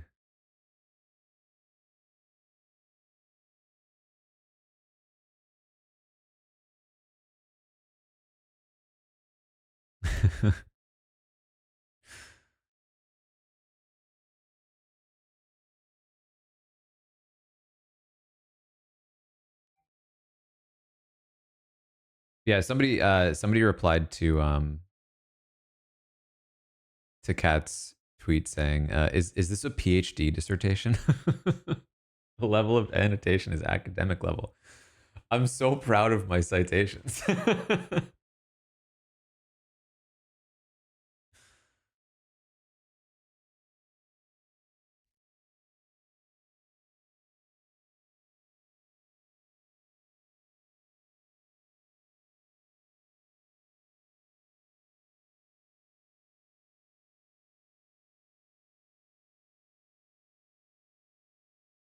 It'll take you a week to decide who you like. But the question then is, do you stick to that? Once you decide who you like, do you actually stick to that all season? Because I feel like, for me at least, it often changes.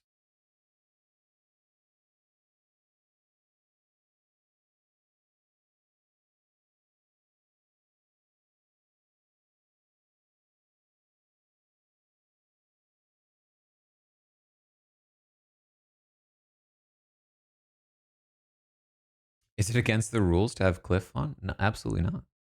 I would love to have Cliff on.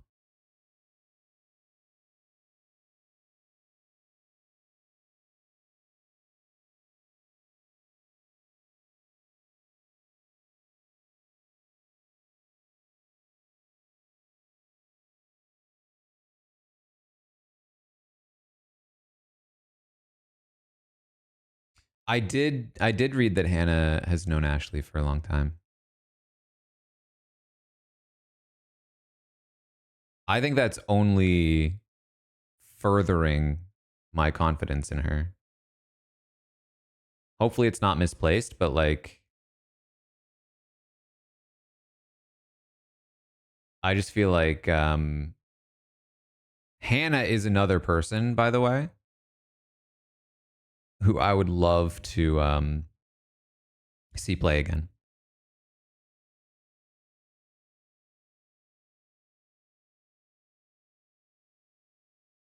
I think that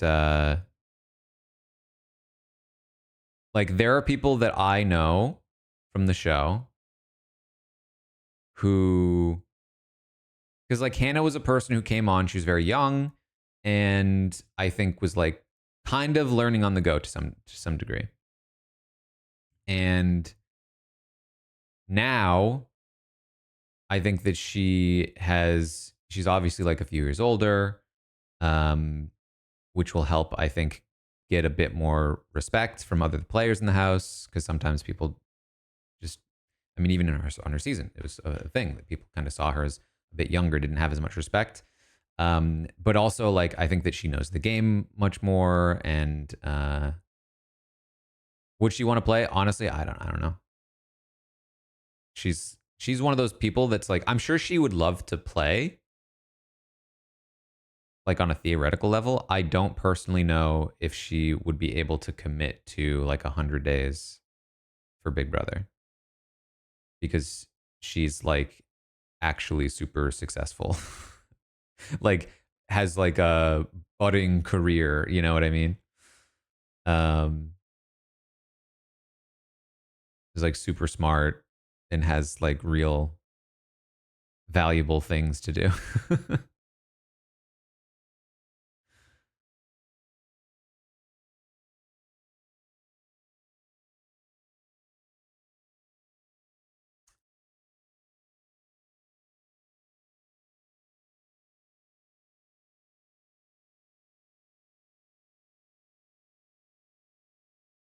Yeah, Tiffany just got back. Actually, I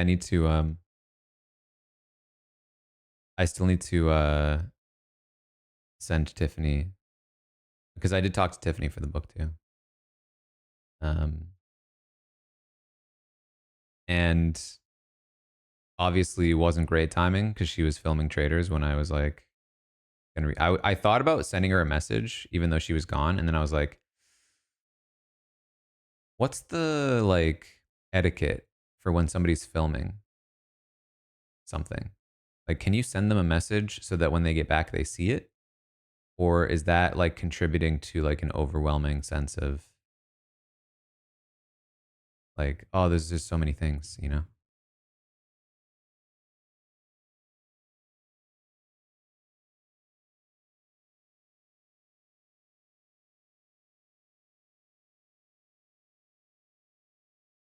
So yeah, and like it might get lost in the shuffle for sure. But I think she's like, I think I saw that she was gonna like record a podcast soon, so I feel like that means she's back in action.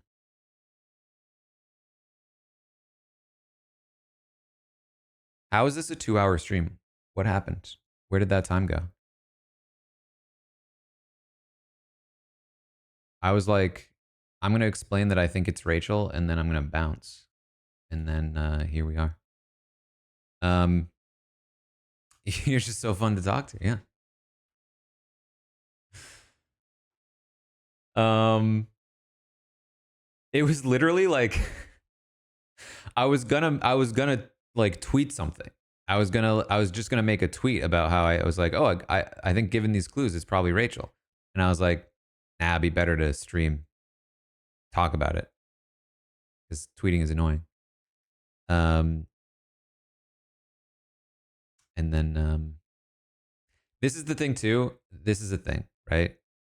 It happened with the book when I was writing the book. It was a little bit longer than I intended. Also, we were talking about should we do a roundtable on Monday because the feeds start Sunday night. I'm gonna do the first live feed update Monday morning. And then we're doing roundtables on Mondays this season, at least to start. And, you know, doing a roundtable on less than 24 hours of feeds, it's like, what are we even going to talk about? So we are like, maybe we just don't do the first roundtable that Monday. Maybe we wait until the following Monday. And Rob was like, you say there's going to be nothing to talk about. But you're probably going to talk plenty. And I was like, that's actually probably true. That's actually probably true.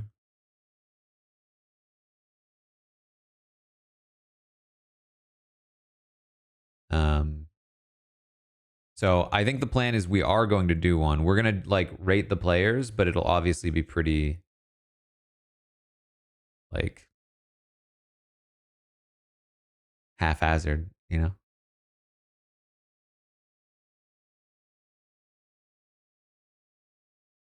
It will be the end of the 24-hour stream. Yeah, that was another part of it to some degree. I think probably what it will be is I'll obviously have to take a quick break from the stream to do the update, and then we'll do another break for the stream to do the roundtable, and then I'll probably come back and finish off the stream after the roundtable ends. Something along those lines. Or theoretically, I could start the stream early and end the stream before I go to the roundtable. I'm not sure.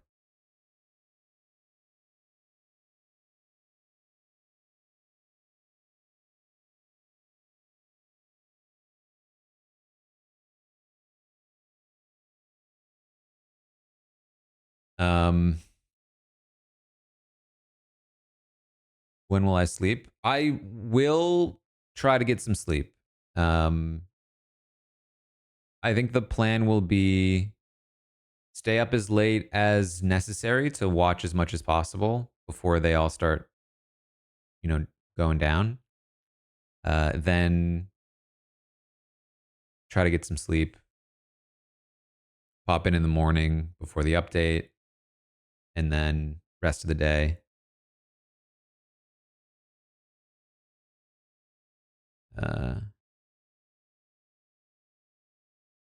Keep the feeds up.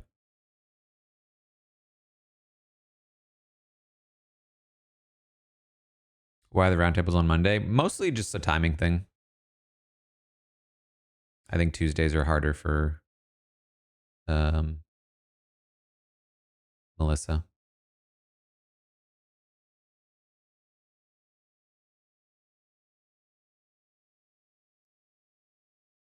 What do we know about the accomplice twist? I think it's just going to be a role that a player has. Her baby is adorable.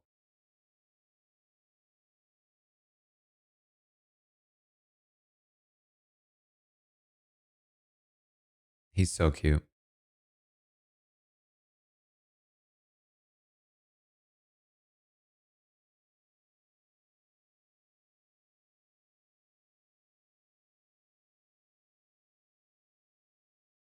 More babies on their hand table.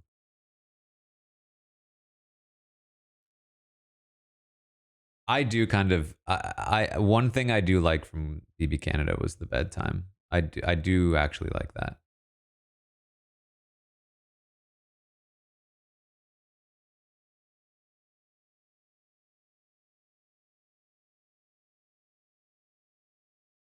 But that's really only relevant for people like me and or us.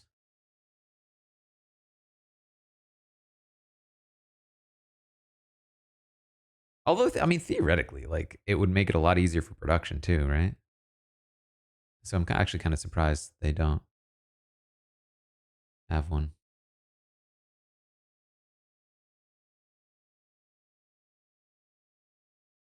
Yeah, I mean I think it's a reasonable take to say that it's part of the game. I think also probably it wouldn't surprise me if they like the fact that the players are a bit sleep deprived.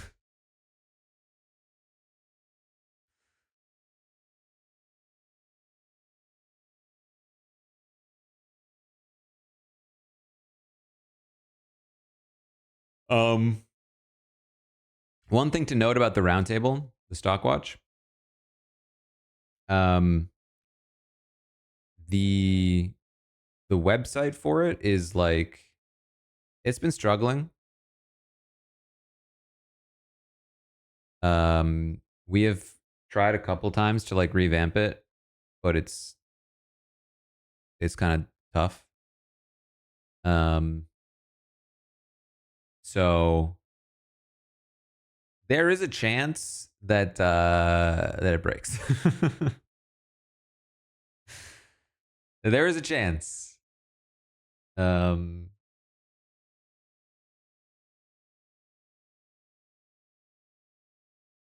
so I guess be prepared.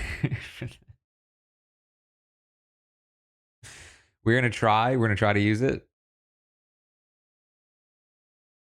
but yeah,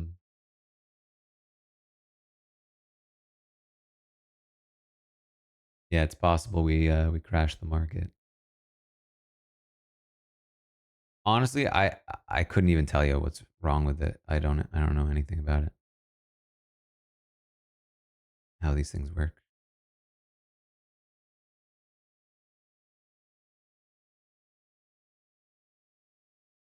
The signed pre-orders are the link that's in the chat there. There's a button that says reserve signed copy. If you order it from the book Catapult, it will be signed.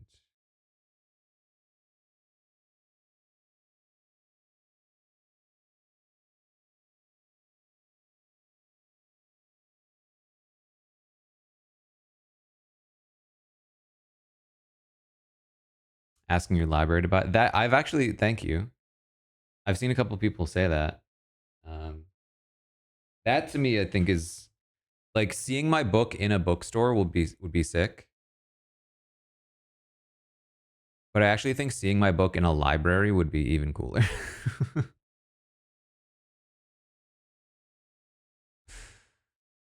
um,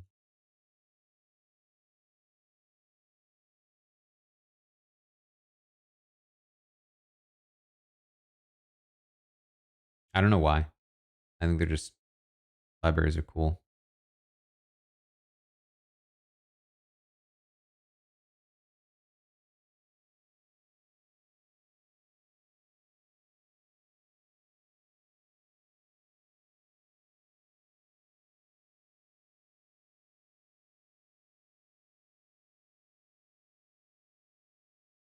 Different color pen for the signed copies. Different color to what though?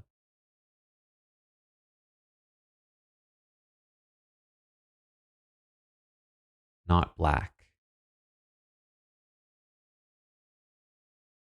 Is that a thing? Should I have like a colored pen? Purple pen? Blue? It might be you're kind of right though. Like it might be since I'm probably going to be signing a bunch of them.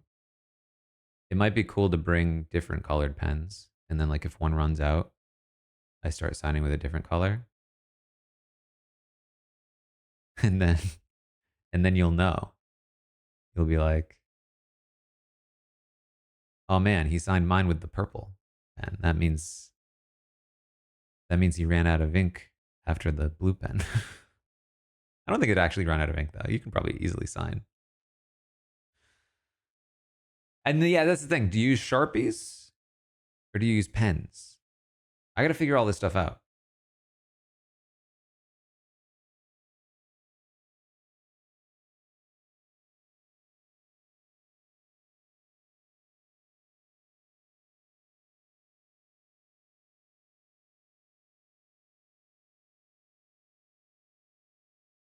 Sharpie, I'm not experienced writing with Sharpies. I think I'd be concerned it's too thick of a line. And yeah, then maybe it might bleed through.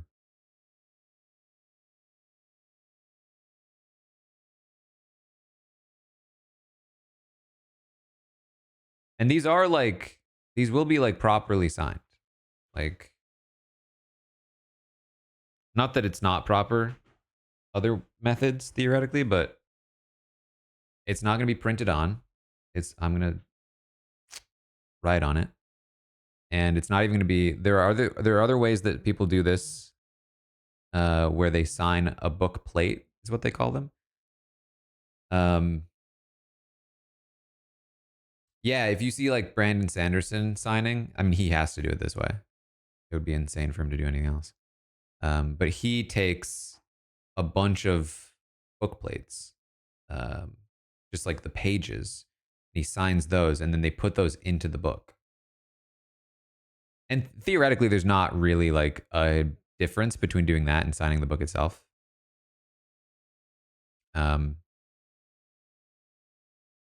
Because you're still actually writing that signature.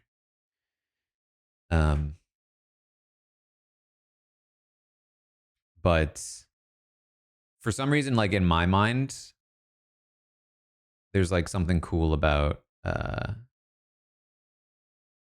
person like actually taking the book and signing the whole, like with the whole book.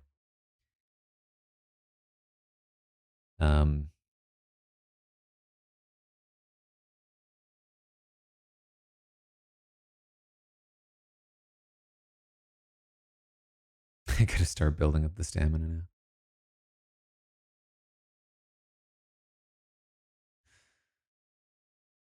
Rachel is reportedly going live with Brendan. I don't know.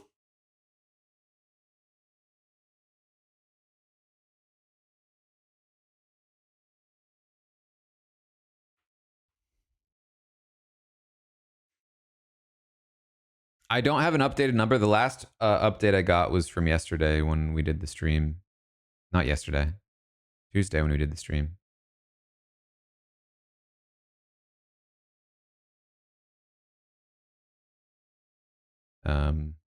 Where they said they had around 500 orders first day. So I don't know what it is now.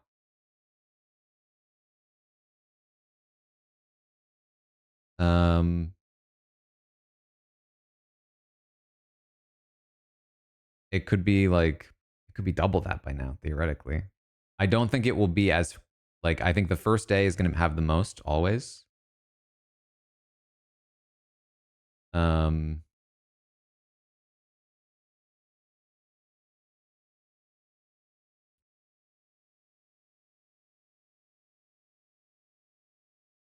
But yeah, who knows? I also think that the signed copies, like most of the people that will want a signed copy are the people who would buy it quickly.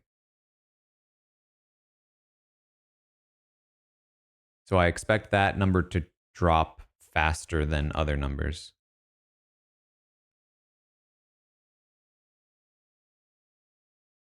Yes.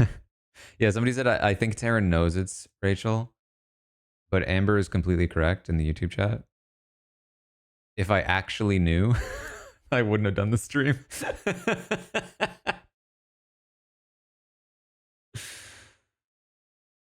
If I actually had any inside knowledge at all about this, about it being Rachel,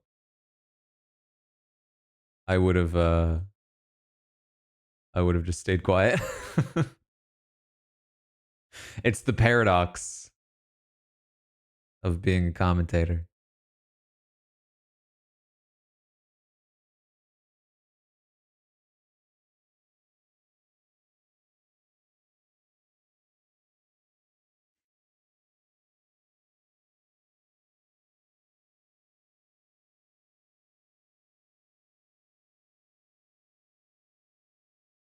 I will at this point I will be very disappointed if it's not Rachel.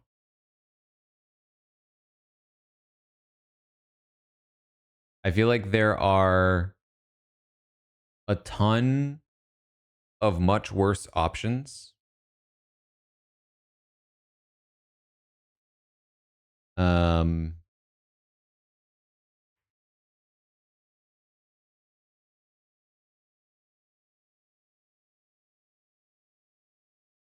and if it was not Rachel and like somebody who sucks, like that'd suck. I have not tried Chat BCC. I have not tried it. Do people like it?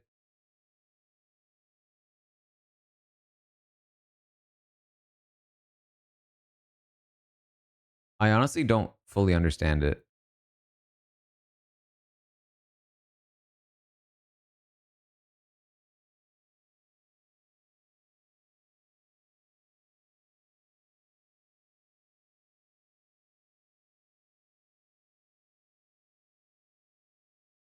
It doesn't have night mode?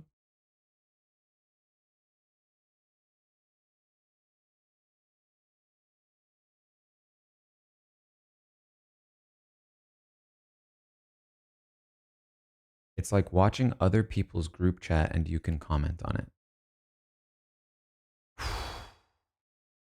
Here's my problem. I'm terrible at group chats to begin with.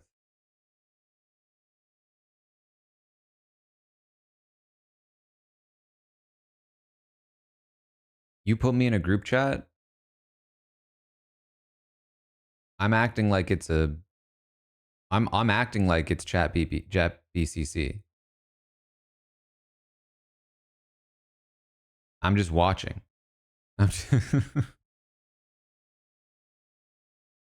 Maybe if I see a good opportunity, I'll throw in a little joke. Wait for the little laughing emojis to come in. Be like, my work here is done. I'll see you in a few months.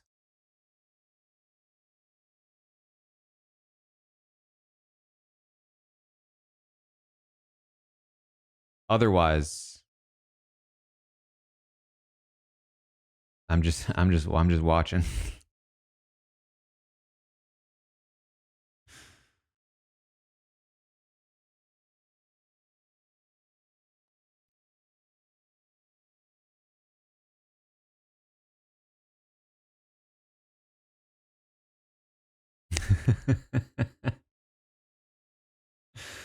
All right, I'm getting pretty hungry. I really need to finish. I need to start my workout.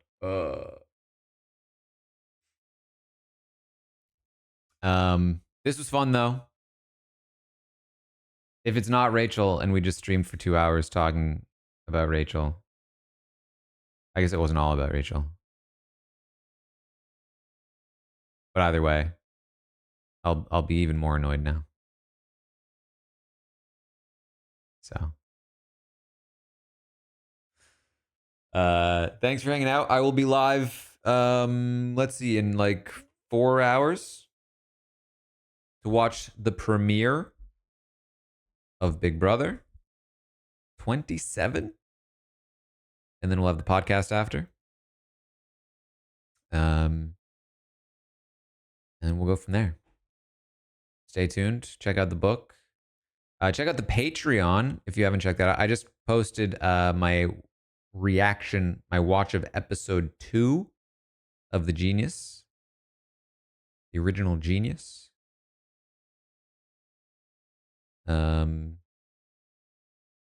yeah, that's about it. Thanks for hanging out, and I'll see you tonight.